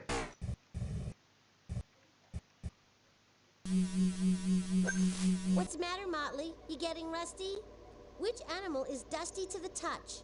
A rattlesnake, a termite, a moth? A rattlesnake? No, too bad. I feel like I misunderstood what she was asking there. This question is mighty hard. Which insect queen lives to be 50 years old and lays an egg every 2 seconds? A bee, a termite, or a cobra? Well, that's the bee, right? Nice guess, but wrong. Oh, wait. Insect queen. Oh, I just thought it was because she said insect queen that she was talking about queen bee. This question was millions of years in the making. What do you call a rock that holds an image of prehistoric bird feathers? A replica, a fossil, a dinosaur? Dinosaur. What's a fossil? Big deal, you got one right. Finally, though, we got a lot wrong to get to it. Alright. Up. Oh, we've picked a... See, there's a fossil up there. Picked the narrow pathway.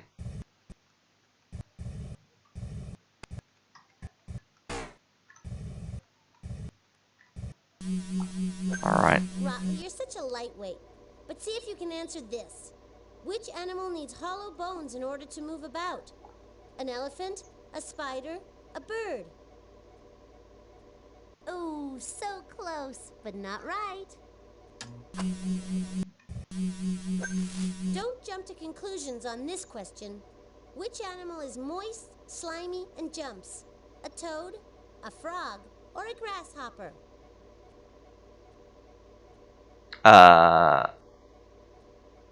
Toad or frog?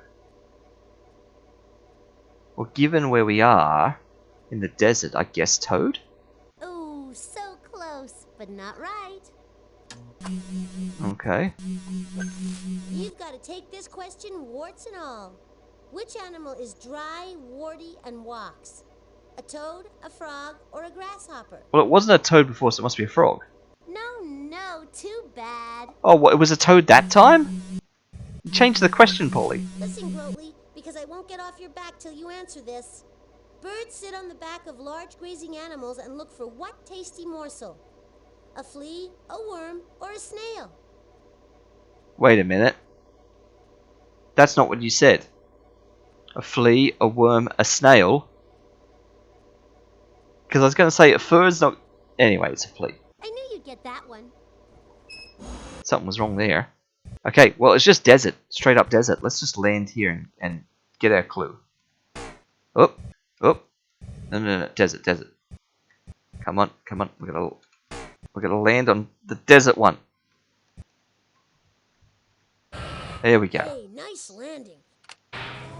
Nope, there's nothing here. Luckily, you've got one more key. It's not desert? But drought. And stuff. Oh no. What? It's not rainforest. Surely. Or savannah. Oh, of course. I forgot that savannah was a thing. Ah, okay.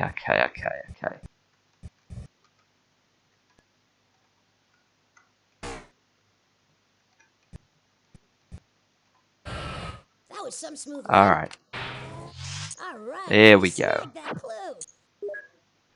Let's move on. There's no mission clue here. Yes, Botley, let's move on. That was traumatic enough. Oh, dear. If I go on about the biosphere enough... No doubt about it. There's a clue in the observatory. Cool. I've sensed another clue in the robot maze. This is literally just like the first level, except instead of the music hall, it was the kitchen. And then the other three have been the same three. Alright, well, let's do observatory again. Also, how badly has that affected our progress now? Nothing at all? Like, so we're still 100% on Earth science. So getting the individual questions wrong and stuff isn't a problem. It's about if you fail to complete the biosphere, I guess. Like if you don't get it right within your two guesses.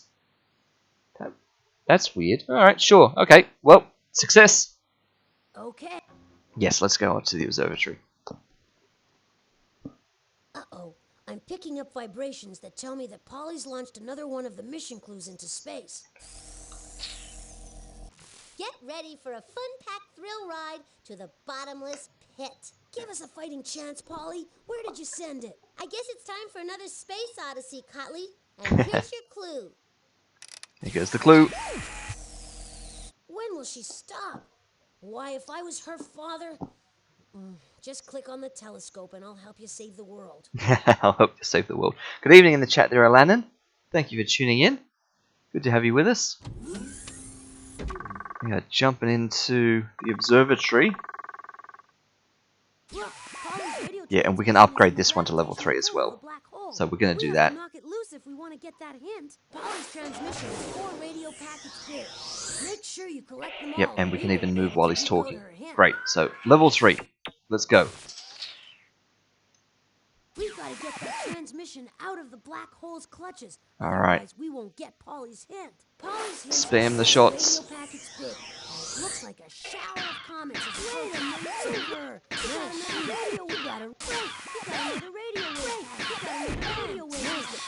You got a radio packet. There we You got all go. the radio packets. Just like Now that. we can decode Polly's hint. I played this game before, but I Look at admit the to getting a alien bit decoder. annoyed It by looks like minigames Polly's and hint is about wanting to to just be reach able us to from a answer the black hole. questions. Yep, that's fair. Also, Not done yet. There's more to let's figure out. clean up the chat there. Cheap viewers. Where are we? And there we go. Alright. There we go. Okay, let's have a look. Where are we? My horns appear in the night sky. Okay, well, I feel like I already know where this is going. Hey, you make quick sense out of that messy sentence. Wait, there's more to be done. Oh, wait a minute, this is level 1. Oh, hang on, we should be putting this at level 3. Have I played JumpStart first, second grade as well? Actually, no, this is the only game from the JumpStart series that I ever played in my youth. So that's obviously the one we revisited. But no, I haven't actually. Here comes Polly's message, fresh That's from the brink of the yeah, black worth hole. exploring. Get ready to use the decoder. Alright, here we go. What's level 3 like? Okay, now here's the next piece of Polly's clue. Second grade was your favorite one. Okay. Oh, look at this. Seesaw. When ancient people seesaw me, it was time to play out their... Okay, so yeah, when ancient people seesaw me, it was time to play out I their see what's fields. happening. We have too many words. We have to select one of those two choices, depending on which makes grammatical sense, and then toss the wrong one into the discard tray. Yep. So when ancient people saw me, past tense. So let's get rid of C. Yep. I couldn't make any sense out of that, but you managed to find a real sentence. Great. You collect postcards and stamps in the second grade one, and I collect postcards in real life. So that may be why it's my favorite. Ah, okay. No, that sounds fun. They planted wheats for baking bread. I see what's happening. We have too many words. Just singular wheat. I couldn't make any sense out of that, but you managed to find a real sentence. Great. Oh, people waited all winter long for my stars See, the to sentence is appear in the basically okay, sky. but there are more. Is this the same one again? Is this Aries Sense out of again? that, but you managed Twice to in a find row? real sentence. Great.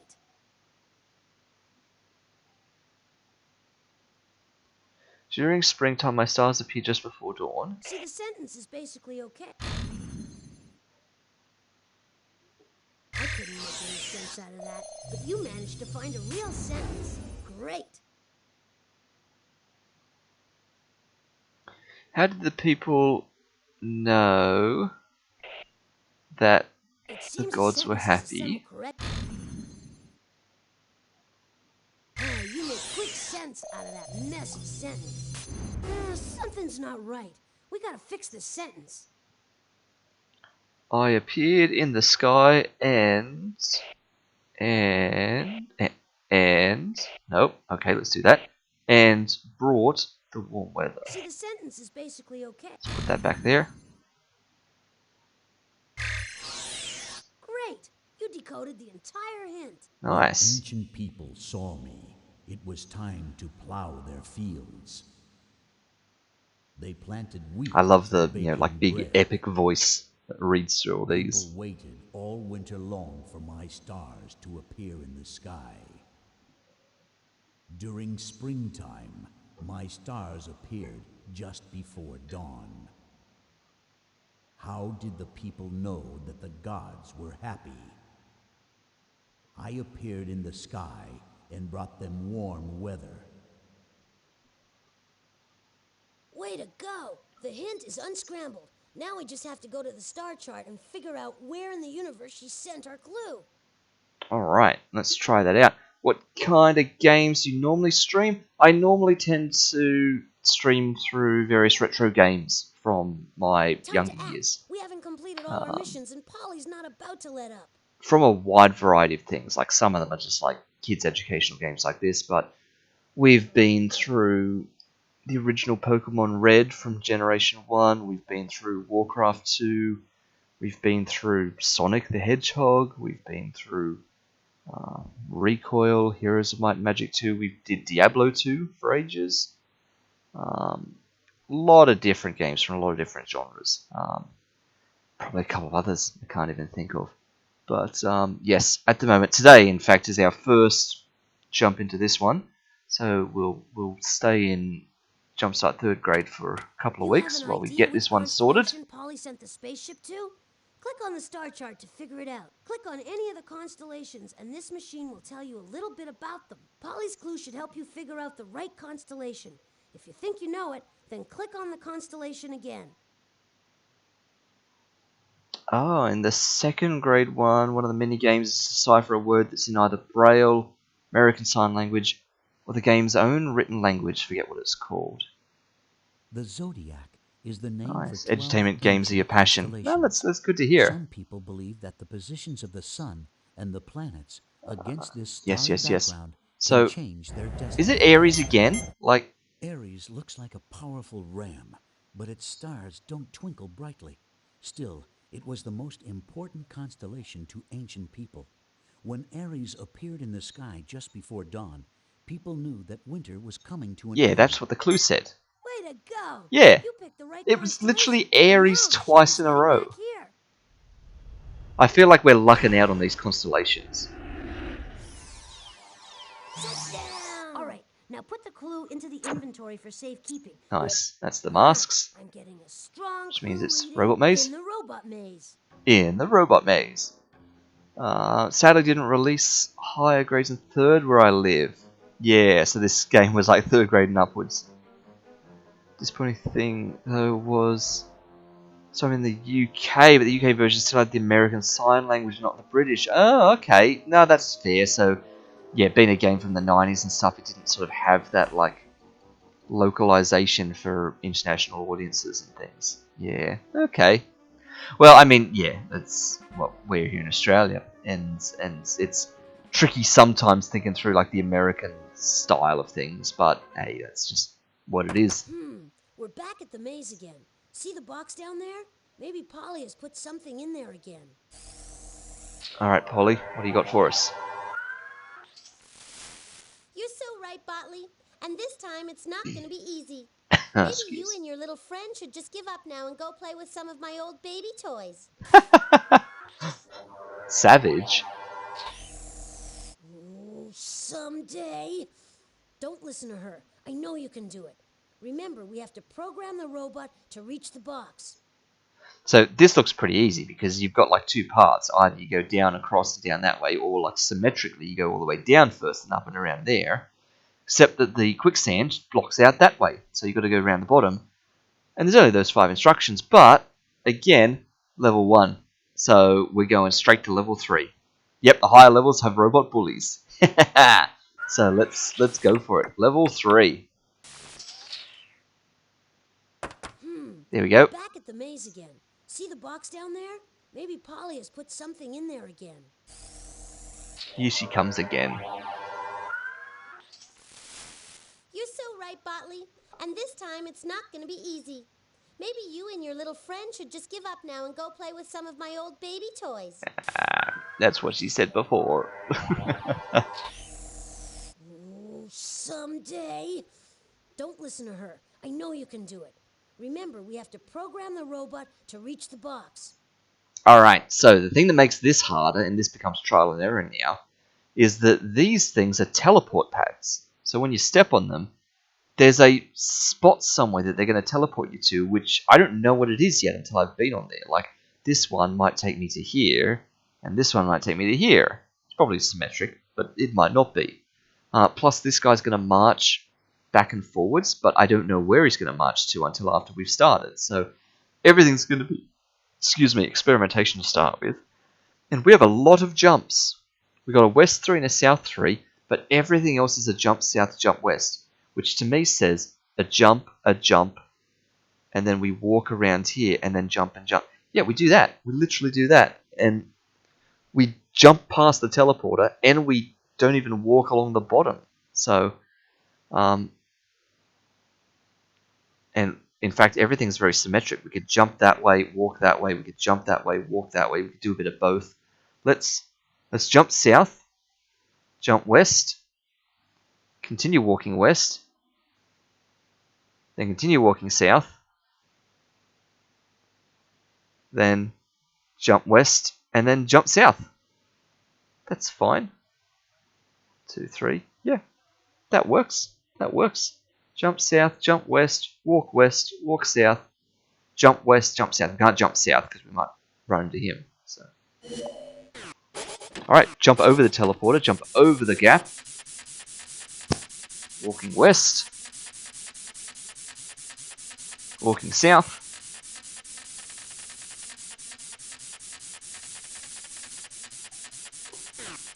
jump west, jump south. Nice, bit of symmetry.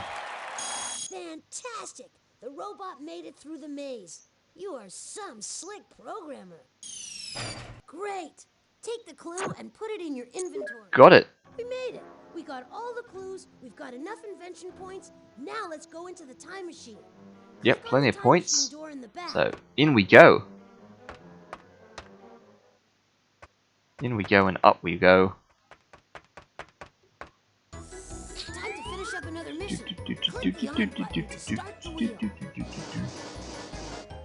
I like the evil eyes of the robot bully. Welcome once again.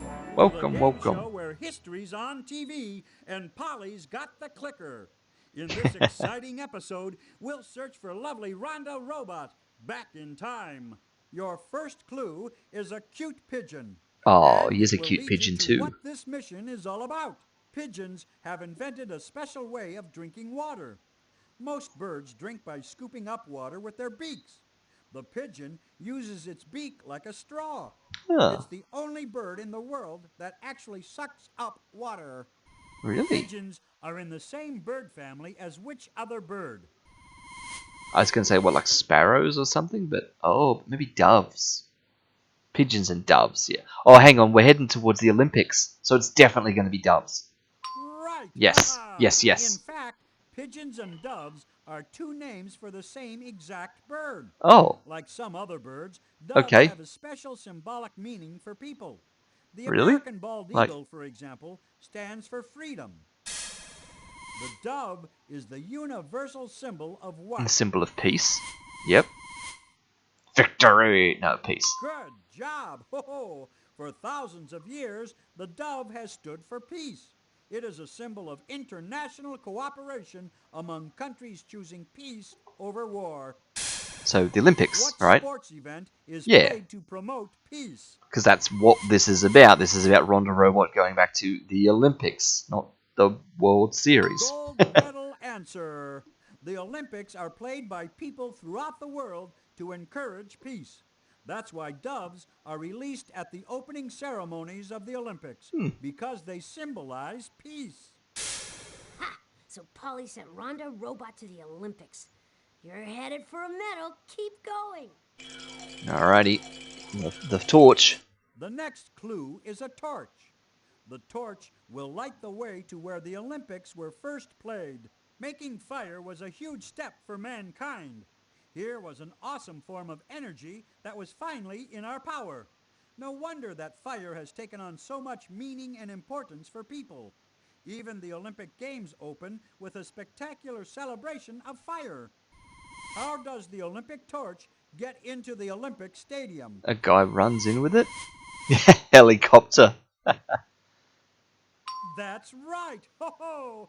Runners carry the Oh, you're torch right. around The globe music and into the Olympic Stadium is where off. the Olympic flame is lit. Huh. The runners represent the countries competing in the Olympics. Well, there was music before. Runners from countries all over the world train to compete in the Olympics. Maybe the Approximately how many countries compete in the modern Olympics? does the music stop when the questions start?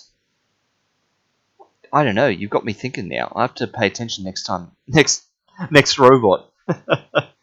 Approximately how many countries compete in the modern Olympics? I have no idea. No idea. It's not 70. Is it 200? No. Great. Must be 120. About 120 countries participate in the Olympics, including the country hosting the games. The Olympic torch is always lit in which of those 120 Well, that'd be countries? Greece, right? Oh, thank you for the follow, Lannon. Good to have you with us. Yes, haha! The Olympic torch is always lit in Greece because the first Olympics were played in ancient Greece. The torch symbolizes the constant renewal of the Olympic spirit. Pack your bags. Looks like we have to go to Greece to find All Ronda right, Robot Olympics in at Greece. the Olympics. Who is who gonna be? The ancient Greeks? Like, Two it's masks like are there's no your one next person clue. here. They will lead you to who invented the Okay, Olympics. well here we go. These Who? masks represent two types of plays invented for the theater. The laughing mask represents plays that are comedies. Comedies have funny jokes and happy endings. The mask with the sad face represents what kind of That's plays? tragedy, right? Not drama. Yep. That's right. Ho ho! Tragedies are plays with unhappy endings. If you were going to write a play, you'd have to decide whether you wanted to write a comedy, a tragedy, or a mixture of the two. If you wrote a tragedy for the theater, what would people call you? Wrote a tragedy. I guess a dramatist, because a poet's not quite the same thing. Do you reckon you'll stream the other JumpStart games? You're just doing the ones from your childhood? I might add them to the list. No promises. I've got like a list of things that I am working through presently. So the JumpStart third grade was just the next one on my list that I'm up to. So there are a couple more other games that are sort of in the queue after this. But you never know. You have intrigued me by talking about JumpStart second grade and stuff like that. So I might do some investigations into that one and see if I can find it. Is the list online somewhere? Unfortunately, it's not. No, the list is top secret. We find out when we find out. But you can easily look back at what we've streamed in the past because everything gets archived to our YouTube channel. So you can see a record of what I've streamed in the past, as well as what Skeevers has streamed. So its channel name, of course, Sharky and Skeevers. So Skeevers is my wife, and she plays a bunch of different games. These days, she mostly plays Minecraft with one of her friends, but she's played a bunch of different things in the past too.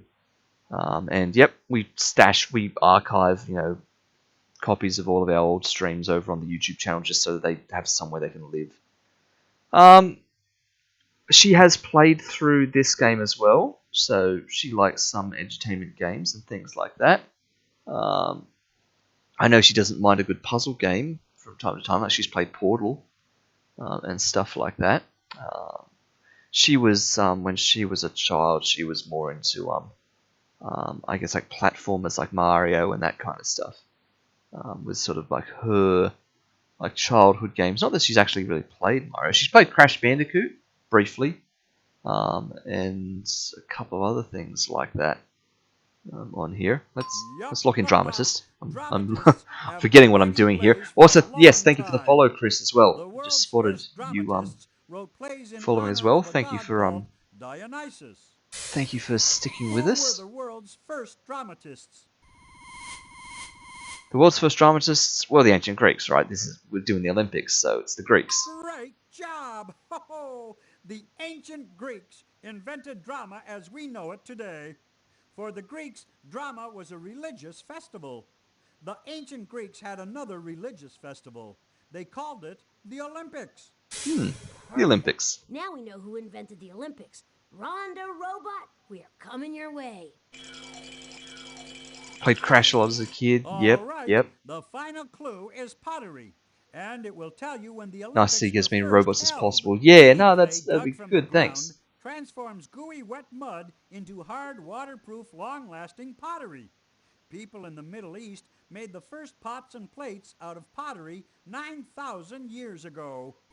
What's another name for pottery in general? Another name for pottery in general. What, just like ceramics? That's right. Okay, yep. Oh, many ancient pots and plates have been found because ceramics are hard and last a long time. Scholars dig up ancient ceramics to find clues about ancient life. What do you call the study of ancient ceramics and other objects? Archaeology? That's right. I almost went Archaeologists study paleontology, ancient but human that's societies by looking at the that's things they made. dinosaurs and stuff. An archaeologist would most likely study a society from what year? Hmm. That's interesting. And actually, it's quite funny because it looks like 2 years from the recent past and then one from like ancient history. But actually, when you think about it, because the game was released in 1996, one of them's from the recent past, one of them's actually from the future, from the game's perspective. So, yeah, it's obviously the That's BC right. one. Oh, and 776 BC was the date of the very first Olympic Games, which began as a religious festival. Okay, We know about the first 776. Olympics thanks to archaeologists who dug up the ancient stadium in Olympia, Greece. Congratulations. Oh, and pack your toga. It looks like we're headed to the first Olympic Pack your Games in toga. ancient Greece in 776 BC. And to rescue poor Rhonda Robot. Grab the time key and let's go. Let's go. In we go. Ready for another ride? Click on me then. Hold on. Get set All for right. a trip to ancient Greece. We've got front row seats for the very first Olympic Games.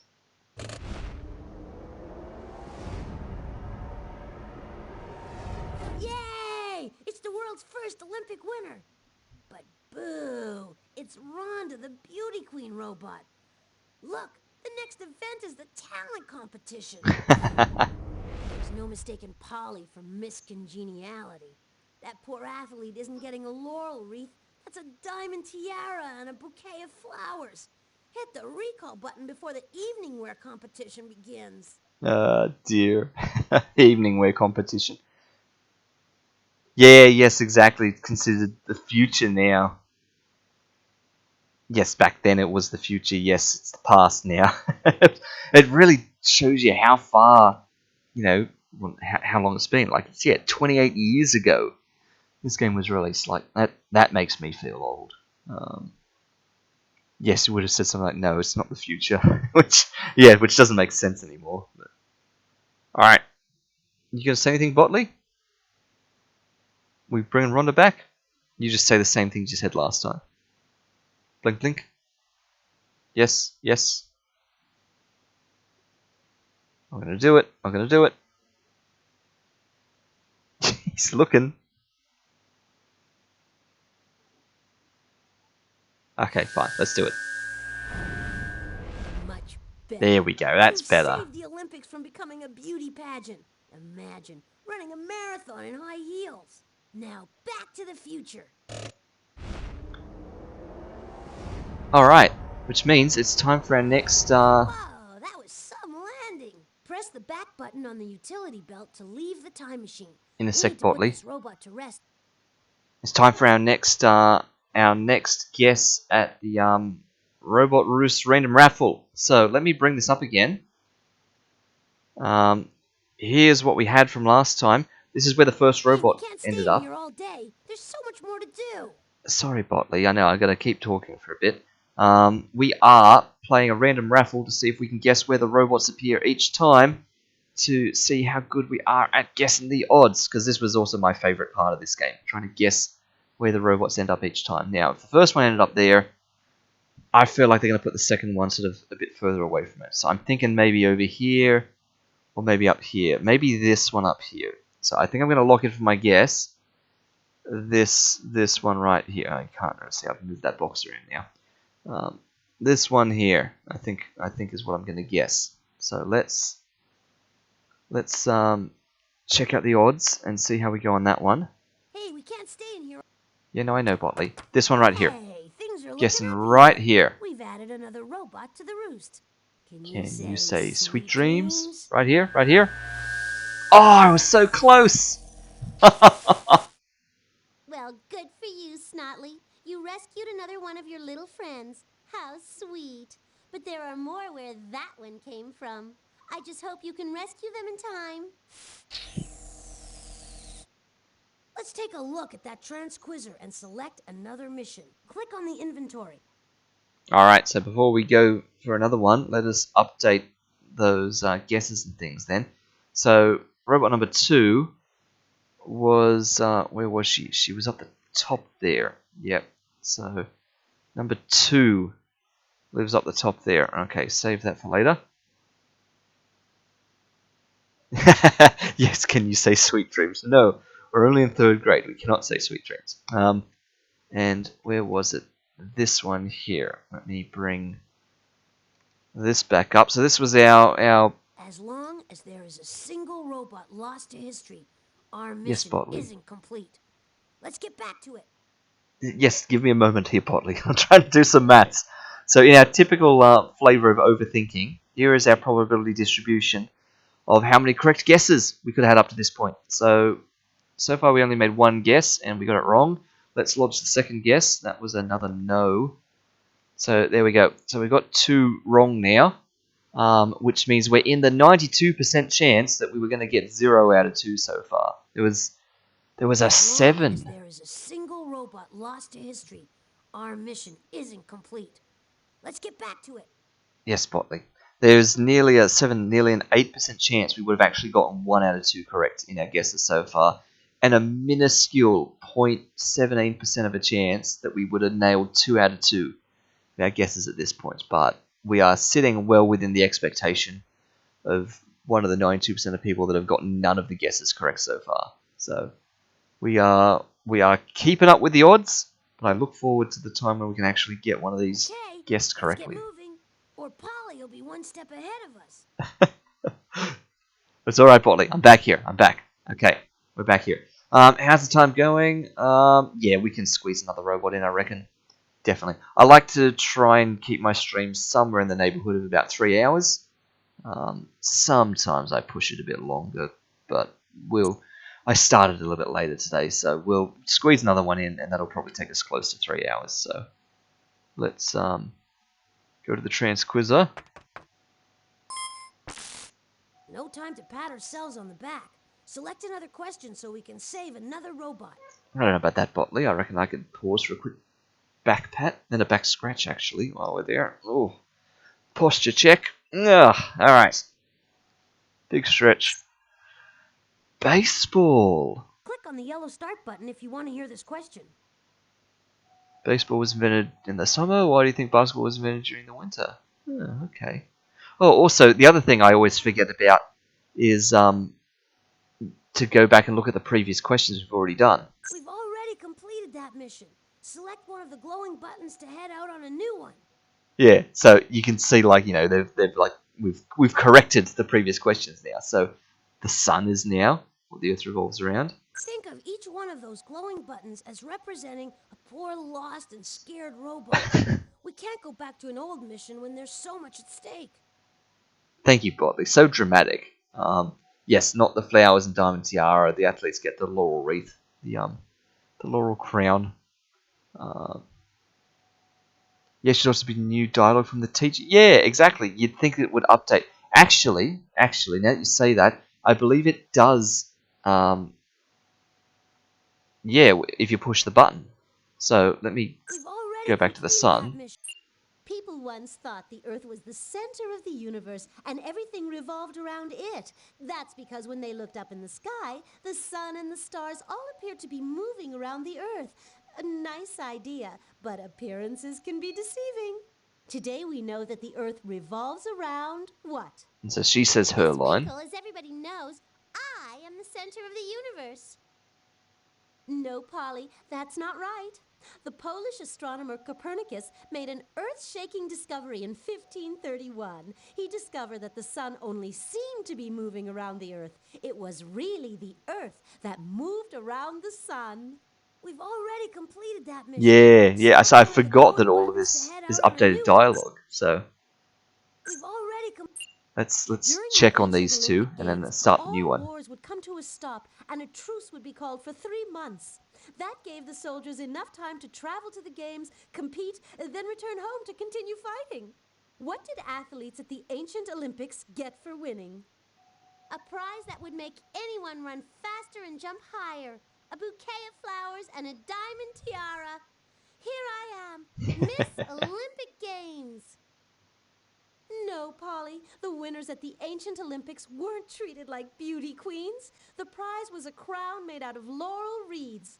When an athlete returned home, a life-size statue was erected in his honor, and he was treated to free meals for life. Think of each one of those glowing buttons as representing Wow, a poor, free lost, meals and for scared life. robot. That You sounds like... can't go back to an old mission when there's Come on, so much Botley. at This one, stake. this one. There we go. Alright, let's Baseball go. games usually take 2.5 hours, but only 8 minutes of that time is action. That's a lot of waiting around. It's no wonder that basketball, not baseball, is watched by more people in America than any other sport. Baseball was invented in the summer. Why do you think basketball was invented during the winter? This is an easy one, Miss Winkle. Basketball was invented in winter to give snowmen something to play. I mean, think about it. Whose life is more boring than a snowman's?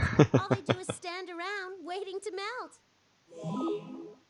So the snowmen would Wow, have Polly, something to you play. slam dunked that one. Basketball was indeed invented as a winter sport for snowmen. And believe you me, 7-foot snowmen are extremely grateful to have something to do besides stand around in the cold. Snowmen playing basketball? You can't bring snowmen inside. They'll melt all over the court. We better do something quick. The lives of millions of snowmen depend on us. Click on the inventory button to put away the transquizzer. Click on the inventory button to put away the transquizzer. Alright, Polly. Calm down, Shockley. So what if I sent Danny DeFrostbot back in time? We'll heat Danny things up a bit. DeFrostbot. Now, if you have a problem with that, you'll have to find these 4 clues. A handkerchief, a blue ox, a fish, and a whistle. Smokin'. Danny DeFrostbot. He was always a bit hot under the collar, but I can't believe he's willing to melt the world's snowmen. Polly's reprogrammed him, I'm sure of it. Let's find those clues. We have to get Danny back.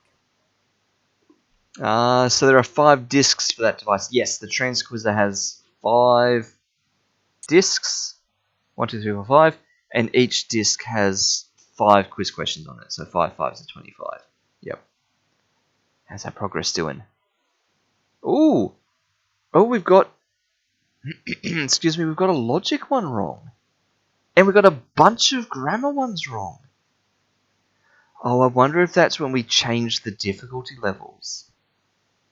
Did that, like, invalidate some of the attempts? Because we changed the difficulty in the observatory, like, twice. Once on whatchamacallit, on, like, the D-Scrambler, and once on, like, the black hole thing. And we changed the difficulty on the robot maze. Maybe that counted as failing an attempt. Oh, that's not so good. Careful now. Let's go down to ground floor. Gotta start from ground floor. Here he comes. Keep still while I sense around for clues. Alright, let's go somewhere new, Botley. Okay, all sensors indicate that Polly hid a mission clue in the professor's virtual collection. That's in the art gallery. Nice. Again, there's only one on the ground floor for some reason. Virtual collection.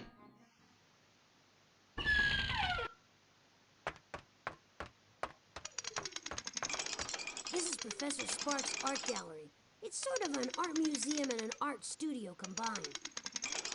That odd-looking machine over there is his virtual collection, where the professor keeps a display of some of the most famous works of art in the world. You can also go into the painting gallery in the back to create your own masterpiece. Don't forget to bring your imagination.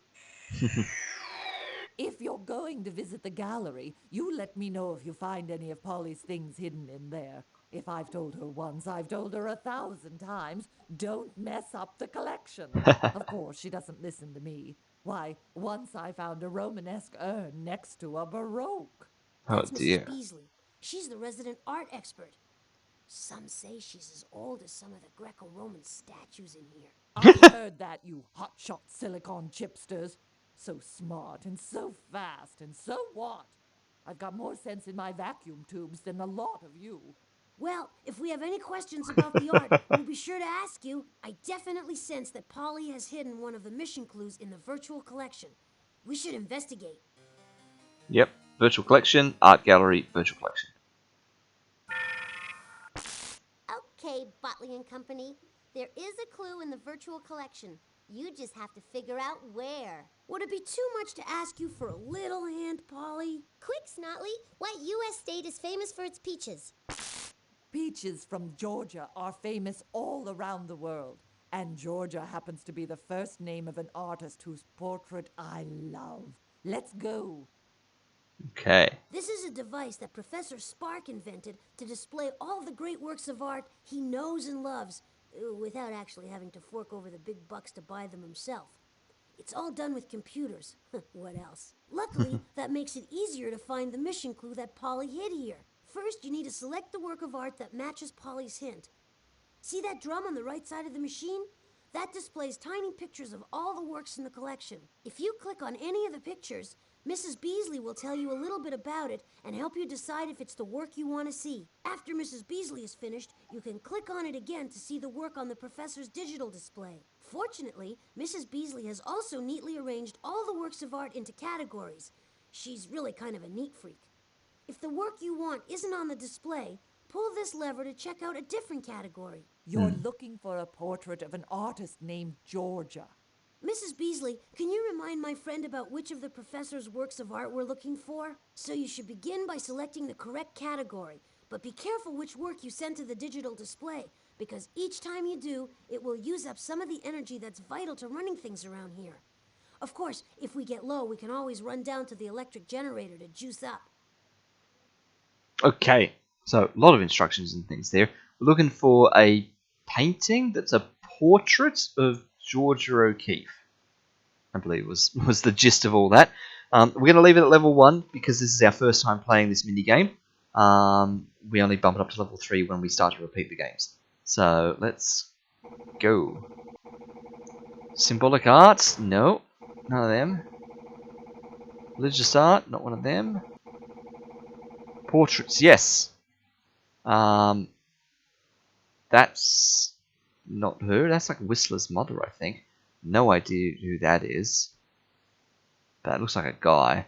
So I think it's this one. This is a portrait of the artist Georgia O'Keeffe. Yeah, Her paintings are beautiful, and that one. over time, photographs have become the most popular way of capturing a person's portrait. This portrait is a photograph of one of America's most important artists, Georgia O'Keeffe, standing in front of one of her beautiful paintings. Did you notice the regal profile of her face?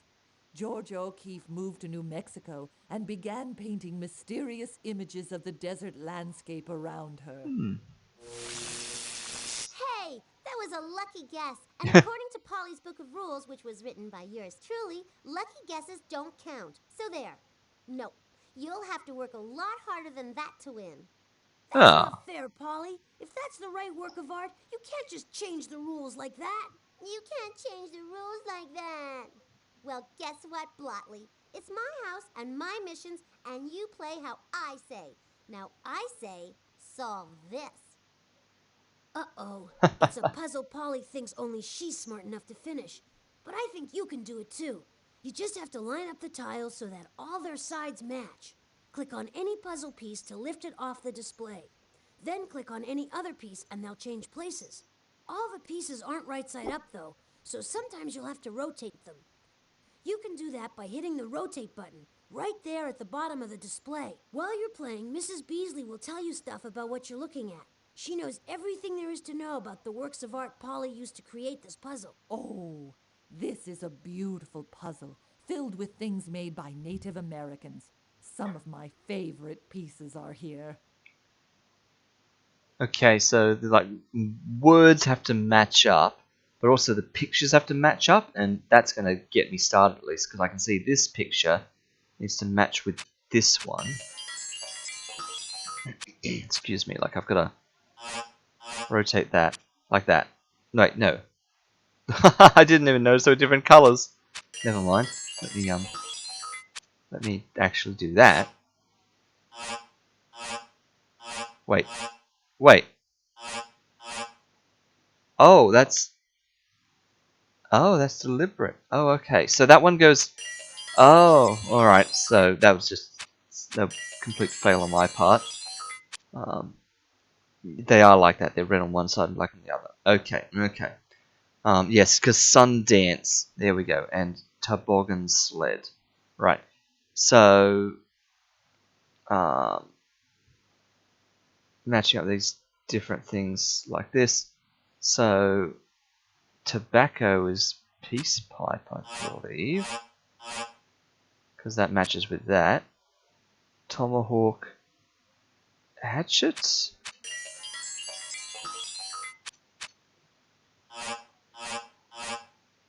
Yep, because they all match. Healing ceremony, sure. So these two just have to match now. Whatever they all make, yep, because there's otter fur, Kachina doll, yep. And this, yep, Geronimo, Apache, and then Totem Pole. Yep. There we go.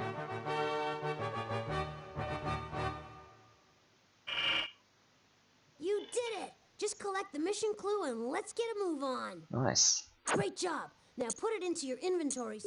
Yep, okay. There aren't any mission clues on this floor. Let's go searching on another floor. Alright, place your bets now, everyone, in the Professor's Biosphere. Can we get 3 biospheres in a row? Okay, all sensors indicate that Polly hit a mission clue in the shrinking machine room. Hooray! It's not the biosphere! But once again, 1 clue on the ground floor, 1 clue on the second floor, and then 2 on the top floor. So we get an observatory and robot maze 3 in a row, which is exciting. But the best part is it's not the biosphere. Alright. Shrinking room.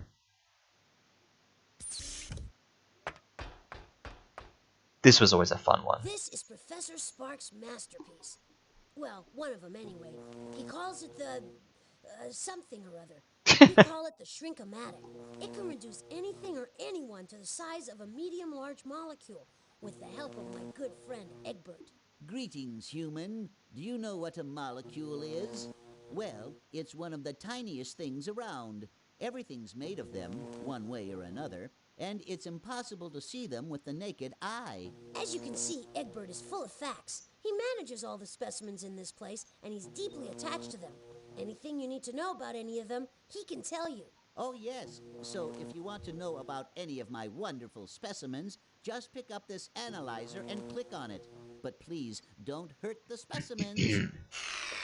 Well, here we that'll go. come in handy when you go searching for the mission clue, because I miniaturized it and hid it inside one of those specimens. Which specimen, Polly? Give us a hint. Okay, Potley, okay. Anything to stop your whining. Egbert created this specimen when he accidentally heated limestone. Many of the world's great inventions were the results of happy accidents. However, I can't claim credit for creating this specimen. So we have to figure out which specimen Polly is talking about. That's where Egbert will come in handy. Use his analyzer to get information on any of the specimens and to help you determine which is the right one. When you think you know the right specimen, hand the analyzer back to Egbert. You can then move the specimen over to the Shrink-O-Matic. Once it's there, Egbert can shrink me to the size of a molecule. Then I can dive into the specimen and find what we're looking for. Alright, so something that was like invented or discovered by accident. Well, it's not going to be carbon. Carbon. The Earth's rocks are made of minerals diamonds? diamond. Diamonds are precious No. gemstones. Granite. Granite? Granite is a beautiful helium. Helium? The element helium is a gas. Hydrogen? Hydrogen.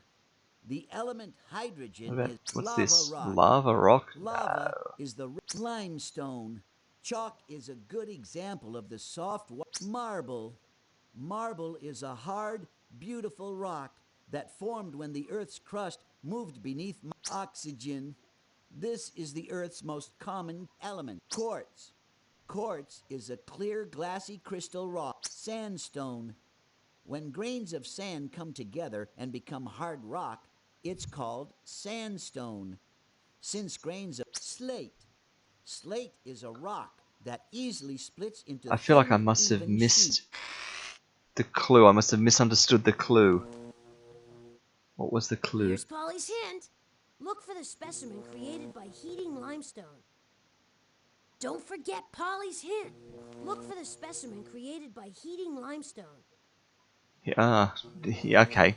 Heating limestone. I completely missed that somehow. Limestone. So that's limestone. Marble.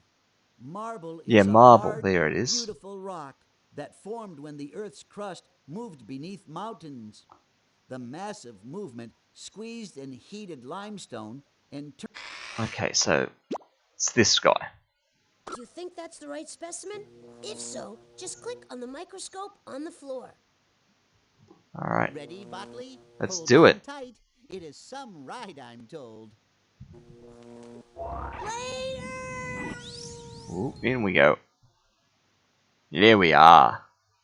If you chose the right specimen, the object Polly hid should be somewhere inside that giant molecular thingamabob up there. You just have to bat me into that stuff until it's revealed. Click on the mouse button to launch me into inner space, then use the mouse to move the magnet. I can't stay small forever, though, so try to get through the molecules before I return to my regular size. I won't last more than 10 rounds in here, so you have to work quick. Click on the mouse to launch me. Polly does pretty good. She's like hiding mission clues in like constellations in deep space. She's hiding mission clues inside of molecules, shrunken down inside of things. Like she's doing a lot of work here to hide these mission clues. Whoa! Hold on, Botley. Here we go.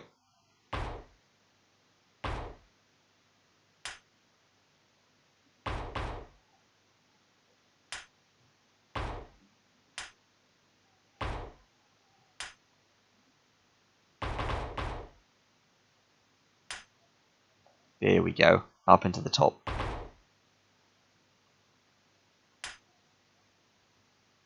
Because it's going to be in that red one in the center, alright? It's always in one that looks different to the others.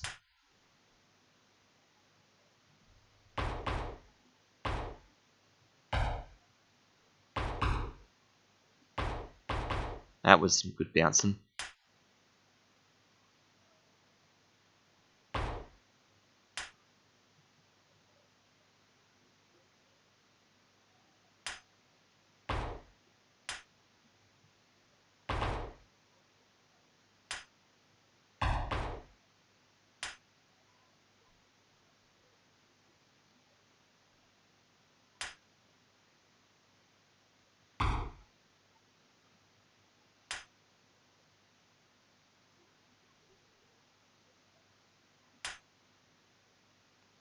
There we go.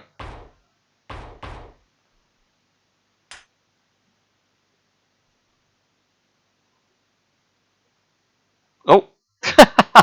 Just fully missed that. Alright, about that way?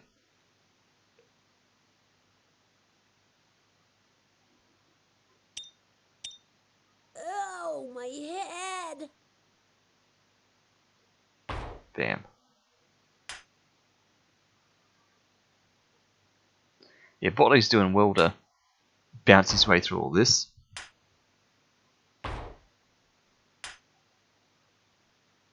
Trying to sort of coax it back over that way a little bit more, but there we go. That's on target.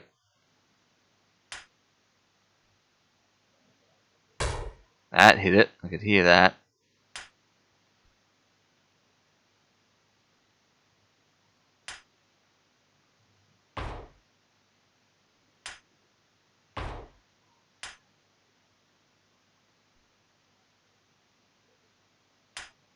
Here we go.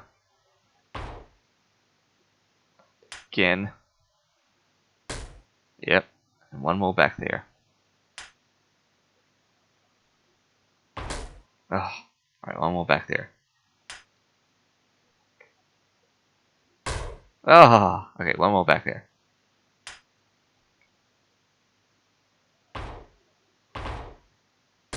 There we go. Oh, look at that little blue guy. We found it! Just pick up the clue and add it to the inventory. Well, mouse is way up there off the screen. That's why everything was a bit weird to control. I think we should go to another floor. There are no mission clues here. I agree. Okay. Let's go all back up to senses these two. indicate that Polly hid a mission clue in the observatory. Cool. I've sensed another clue in the robot maze. We are actually running low on power. I'm worried we're going to start the observatory and we're going to run out of power. So I think we have to do the robot maze first, because it's like more straightforward. It's just one thing, because the observatory is made up of like 3 separate things, so we're going to end up running out of power. So let's do the maze. We're back at the maze again. See the box Look at down all those there? instructions. Maybe Polly has put something in there again.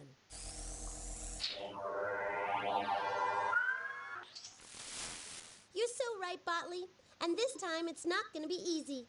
Maybe you and your little friend should just give up now and go play with some of my old baby toys. That was the same taunt she gave last time. Someday. Don't listen to her. I know you can do it. Remember, we have to program the robot to reach the box.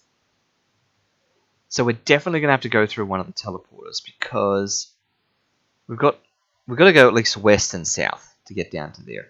But we've also got some easts. Let me put it at the bottom here. We've got an east, and we've got 3 east and we've got 3 north, and the rest are west and south. So we're doubling back on ourselves now. Sometimes you could be super sneaky about this. Like, let me put all the wests together, and there's all the souths together. So we've got 1, 2, 3, 4, 5, 6, 7. There's 8 west in total. 1, 2, 3, 4, 5, 6, 7, 8. That's too many. And in terms of the south, 1, 2, 3, 4, 5, 6. So that's 1, 2, 3, 4, 5, 6. That's one short. That's one that's not enough. So we're going to go through a teleporter at some point, and that's going to, move us back a bit. Now, which teleporter? Presumably it's only one of them, but it could be symmetric and so that either of them work. Like this teleporter might teleport us to there to match the symmetry of that, and this teleporter might teleport us there to match the symmetry of that. So I'm gonna guess that this teleporter takes you like either here or here. So if we try to get to this one first, we would have 1, 2, 3. We're gonna go 4 west and then a south one. So there's 4 west and a south one. So at the very least, that gets us into this teleporter to see where we go. But there's still some east and north. Oh, we've got to go around to the other teleporter. Oh, yes. I know what we're going to do. We're going to go there. It's going to go around here. We're going to go around to that teleporter. That's going to take us there. And then we're going to go around to here. Aren't we? So if this does take us down to here, we need to do another south one. Then 1, 2, then 3 east. Yep, we've got a 3 east. 1, 2, 3, then 3 north. Yeah, that's what's happening. Look, we've guessed it, haven't we? 1, 2. 2 west. Technically, okay, let's swap the ones at the start. So let's do our 3 west and 1 west at the start, so we can keep these for later. So after we've come our north 3, let's do 2 west. Just because we can probably do 3 west going through the teleporter, because if it takes us there to there, I assume it just keeps the instructions going, but we'll do it neatly. So we do 2 west, teleports us, does another 2 west, and then we do 3 south and 1 more south. Yeah, that's fine. That'll work. Let's go and see. Did we manage to guess the symmetry of the teleporters? So is that going to teleport us right here? It is. Perfect.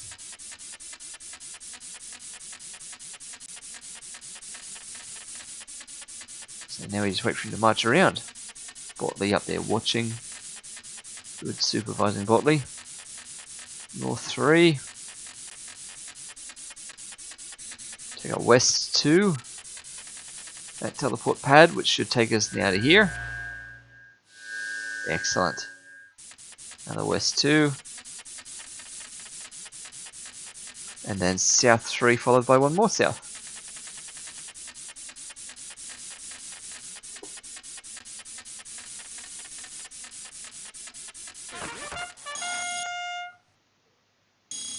Nice. Fantastic! The robot made it through the maze. You are some slick programmer. Great! Take the clue and put it in your inventory. No doubt about it, there's a clue in the observatory. There is, but I feel like we're going to run out of power. So I think we have to go down into the power plant real quick. I think we should... In we go. And upgrade it to level 3. Since we've already done this before. Oh, they're up to subtraction now. Oh, we're going for level 3 Botley. Because we've been in the power plant before. Oh, nice. Didn't slip on the banana peel this time. Alright. Oh, division. Well, We need more energy. you can kind of cheese these because they all divide by 9. Right? Because it's a division, so they're all the 9 times tables. So we just do like that. Plant the 9s and everything. Terrific! Now on to ring number 2. I mean, you don't have to do everything with 9s. Like, you know, you could do this one like that, just to flex it a little bit. Same with this one. But all of them are really just 9s.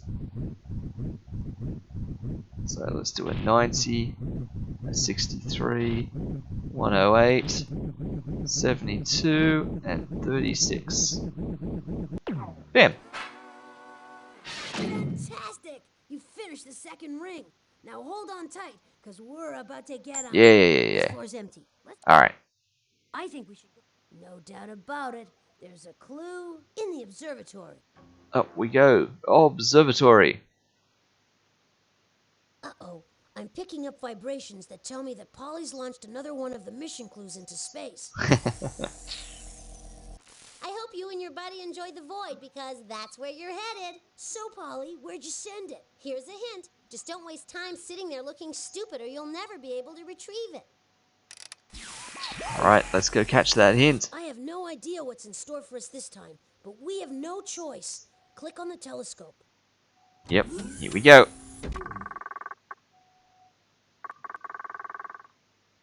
We've got to get that transmission out of the black hole's All clutches. good, Botley. Otherwise, we won't get Polly's hint. We'll Polly's spam hint. some shots and get it out no trouble. Looks like a shower of comets is nice shooter. You got a radio Can we get it before that one hits us? You got a another radio right.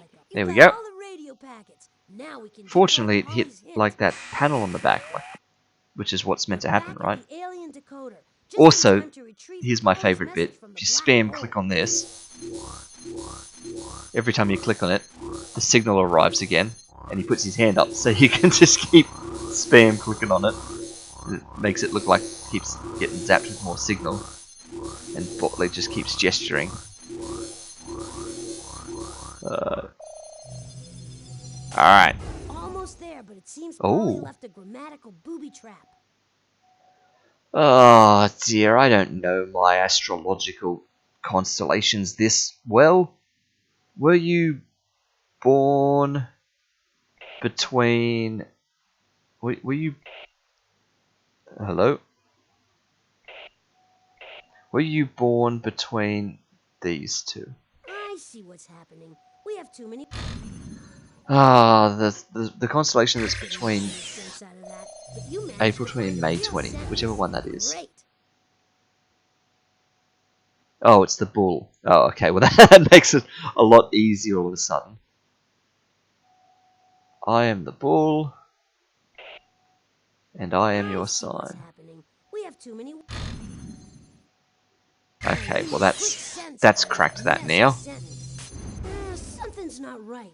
We gotta fix this sentence. At least it's not Aries again. We couldn't get Aries 3 times in a row. My horns appear in the night sentence sky. is basically okay. You decoded one of the sentences. Okay, now here's the next piece of Polly's clue. What is your luck? What I are see your what's lucky happening. numbers? We have too many.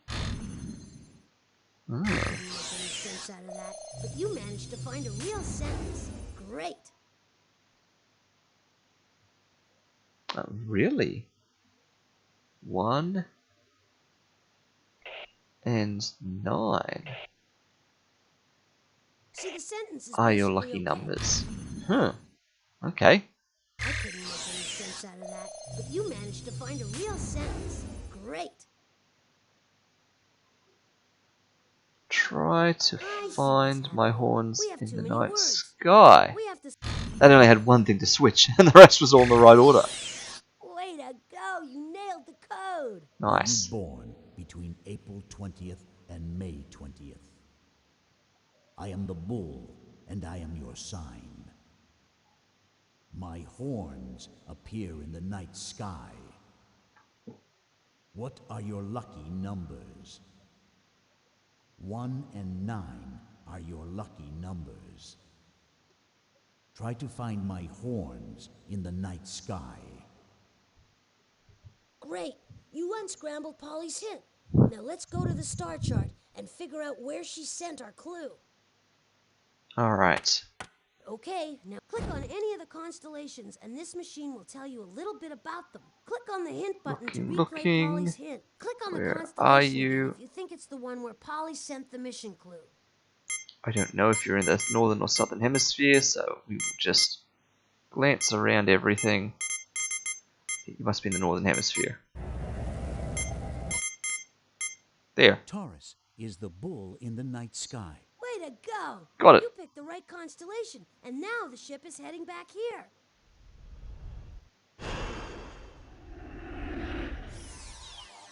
We've made contact! All right, now put the clue That looks into like the a bit of a inventory for snooty safekeeping. fish. We've got everything we need. Take a deep breath and click on the time machine door back there. Alright, into the time machine.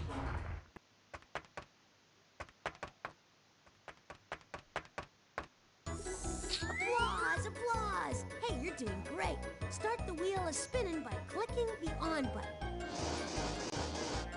Hey, Bam. kids, do you know what time it is? It's time once again for Pollywood Squares. Win this round, and we'll send you on an all-expense-paid round-trip holiday to rescue Danny D. Frostbot from history. Your first clue is a handkerchief. The handkerchief will lead you to the subject of your first mission. In ancient Rome, Which a is losing basketball. gladiator could ask the spectators to spare his life. If the spectators waved their handkerchiefs, his life was spared. Yeah. Where in ancient Rome did the gladiators fight? In the Colosseum. Oh. So in an arena. The arenas in Yep. Roman amphitheaters were the place where gladiators risked their lives for the sweet smell of victory. In an arena, spectators sit in a circle or oval all the way around the playing area. Which sport could you watch in an arena Like today? cricket or... Oh, well. So, obviously an Aussie here then. So cricket. Well... I feel like they're wanting us to say baseball, because that's where this was going, baseball and basketball, right? But you can watch tennis in an arena. Perfectamundo! Tennis started in ancient France as handball. Tennis is played on a rectangular court. What other sport is played on a court? So there's that lateral sort of jumping, so here's basketball now. Slam Yep. dunk time out! You found what this mission is all about. Basketball! So, Polly sent Danny DeFrostbot to foul up the invention of basketball. Keep going, you're doing great. Your second clue is a blue ox. The blue ox will show you where your mission will take A you. blue In a ox. famous tall tale, a blue ox named Babe is the companion of a lumberjack named Paul Bunyan. What was the most distinguishing feature of Paul Bunyan and his blue ox, Babe? What? They were space aliens. They were giant or they were small. Well, it's obviously one or the other. I have no idea. Were they small? No, They must have been think giant then. bigger. Exactly. Okay. Legend has it that Paul Bunyan and Babe were so big they dug the Grand Canyon. Ah. Giants are things that are bigger than normal. Which giant tree is the largest living thing on Earth? Oh, I was going to say it's the sequoia, isn't it? Great Yep. going! There's a good reason why the giant sequoia is giant. Some of them have been growing for 4,000 years. The giant sequoia grows in only one country on Earth. Which country is that? Did he say exactly? I bet he did. I don't think I noticed that. Giant sequoias. They're from the US, aren't they? Fabulous! The United States is the home of the giant sequoia and also the birthplace of basketball. Of course, it's basketball. Basketball's Yes, the yes. only major sport that was invented in America. I didn't know that. Let's keep going and find Danny DeFrostbot. The invention of basketball, of all things, is in jeopardy. Your third clue is a fish. The fish will show you when in history you need to go. Unlike animals on land, fish never stop growing. The older they get, the bigger they get. What do you call a collection of fish that live together? A herd. Well, yes, I have heard of fish. A whale of an answer. Fish form schools because it's safer to hang out in groups than to live alone. How do you catch a school of fish? A hook, a trap, a net, a net. Talk about school spirit, but it's far easier to catch a school of fish in nets than to hook them with fishing rods one by one. But nets are not only used for fishing, you know. Oh, nets are used for Nets open at the basketball. bottom were first used by basketball players in 1912. That was 21 years after basketball was invented. When was basketball invented? Oh, wait, so this is a subtraction question. Da-da-da-da-da. That was 21 years after basketball was invented, so we just need to go 21 years before this, which carry the 1 very carefully. Swish! Basketball was invented in 1891. It took over 2 decades for today's basketball nets to be invented. The very first game was played with peach baskets instead of nets. Swish, you did it again. All we need is the name of the American who invented basketball in 1891. Alright, who invented basketball? Your fourth clue I'm is sure a I whistle. know. It will lead you to who you need to find on your mission. When you blow into a whistle, the air inside vibrates. That's what makes the sound. Ancient whistles were made from bird bones. The ancient whistle was an early version of which musical instrument? Well, the flute? Fantastic! Yeah. Flutes make beautiful, sweet sounds when you blow into them. Flutes weren't always used for playing music, though. The ancient Greeks used flutes during sporting events, just like referees use whistles today. Where could you hear a flute in At the ancient Olympics? Well, at sporting events. So, gymnasium? Because that's like the plays and that's the marketplace, so. Score! In a Greek gymnasium, the person in charge of coaching the athletes used a flute to mark the beginning and end of sports matches. In gymnasiums today, gym teachers use whistles instead of flutes. Who was a famous gym teacher? Okay, so this is the inventor of basketball. Well, it's not Babe Ruth. And it's not Martina Navratilova, so it must be James Naismith, whoever that is. Good! James Nesmith was a gym teacher who became famous for inventing a sport that could be played indoors during winter. Okay, sure. That sport was basketball. All right. In Nice. 1891, James Naismith invented. Give us that key. Well,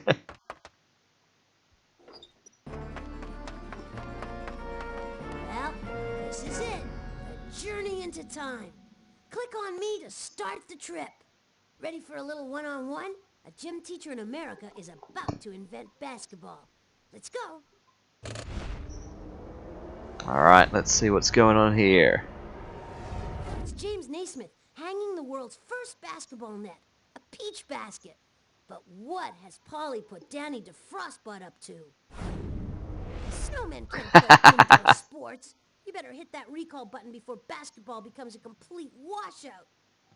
I love how when Polly like sends these robots back in history to like change the past and stuff, that the people who like invent or discover these things are just like, well, I guess this is just the way it is now. Like, like this guy's clearly like, huh, I didn't think snowmen would play this game, but he's just like, oh well, I guess they Maybe do, you and we'll want to just live in a invent world it of that Polly's way. design, but I don't.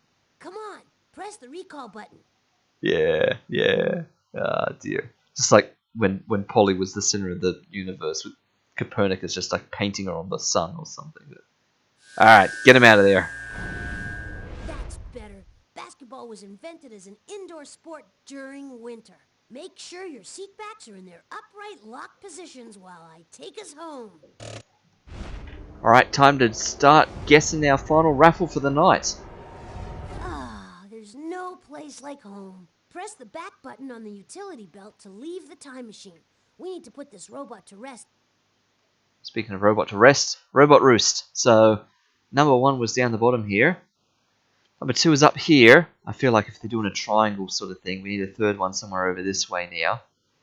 Maybe here, or maybe up here. I'm going to go up here, actually. I think this one up here, maybe. So let's Polly's not taking her time, so we shouldn't take ours. lock that one in. Right It does here my is where I thought. CPU chip good to know that I've helped bring these guys back where they belong. Oh, it was so close! Oh, Blotley, you're such a party pooper. Well, just because you got lucky that time doesn't mean that I have to start worrying. There are still more to come. All right, we still got places to go and robots to rescue. Click on the inventory to start a mission. Ah, dear. I feel like we've been one off like so often. Like to start with, we guessed like here or here, and he was down here. And then the next one we guessed like here, I believe, and she was there, or maybe here, and she was there. And now we've guessed here, and he was here. So we're getting the general vibe of them, at least to start with, but we're still missing them. So let's mark. I know that big red one there always looks so like, suspicious. Like that would be Botley's one, but he's not in the I list don't of feel 25. right lingering here when so many of my brethren are lost in time. I know. Let's get to work. So let's mark that down as this is where number 3 was, just so we've got reference for the future when we're trying to work these out. And let's update our probability chart. So right, so the random raffle, so we had a miss, and another miss. So that's 3 no's. As long as there is a single robot lost to history, our mission isn't complete. Let's get back to it. So we're still sitting in the 88% chance of getting none out of 3, which is, to be expected. That's fine. Barely an 11% chance we would have actually gotten one by now, out of our 3 guesses. 0.5% that we would have managed to get 2 out of 3, and a mere 0.01% that we would have managed to nail 3 out of 3 exactly by doing this completely randomly. So if you're playing along at I don't home, feel right lingering here when so many of my brethren are lost in time. Let's get to work. so if you're playing along at home and you've managed to get any correct so far, you're in like this top 10, 11%, which is amazing work. Alright, so let me close that back off. And, well, we're going to have to wrap things up here, now that I look at the time. Yes, we've been going nearly 3.5 hours, in fact, so we'll have to call that there. Let's go down to, like, the ground floor. Come on, we've come this far, but we can't save a robot unless we're on a mission. Yeah, so we can just, like, wander around not on a mission. Well, I can see that there's a lot of fascinating stuff on this floor. Yeah. I really would rather start a mission than play around. Those robots are depending on us. Yeah, so I presume, yeah, you can just go into the rooms without being on a mission, but there's no point doing that, we waste power. There's also no, like, save and load menu or anything in this game. It just sort of knows and saves on its own. So we just very dangerously just hit exit, and we just trust that we don't lose any progress. That's just how this works. Do you want to exit this game? Yes, I do. And that's that. Basically. Ah, yep, there's our games. Oh, yep, there's an ad for JumpStart 4th grade. As well as a bunch of others and things like that. Okay, nice. Well, there we go. That's our first episode of JumpStart Adventures 3rd Grade Mystery Mountain. Thank you, everyone, for tuning in and following along with us as we progress through the stream there. That was just another stream that was Overthunk by Sharky. Thank you all for watching, and I will catch you in the next one. Bye-bye.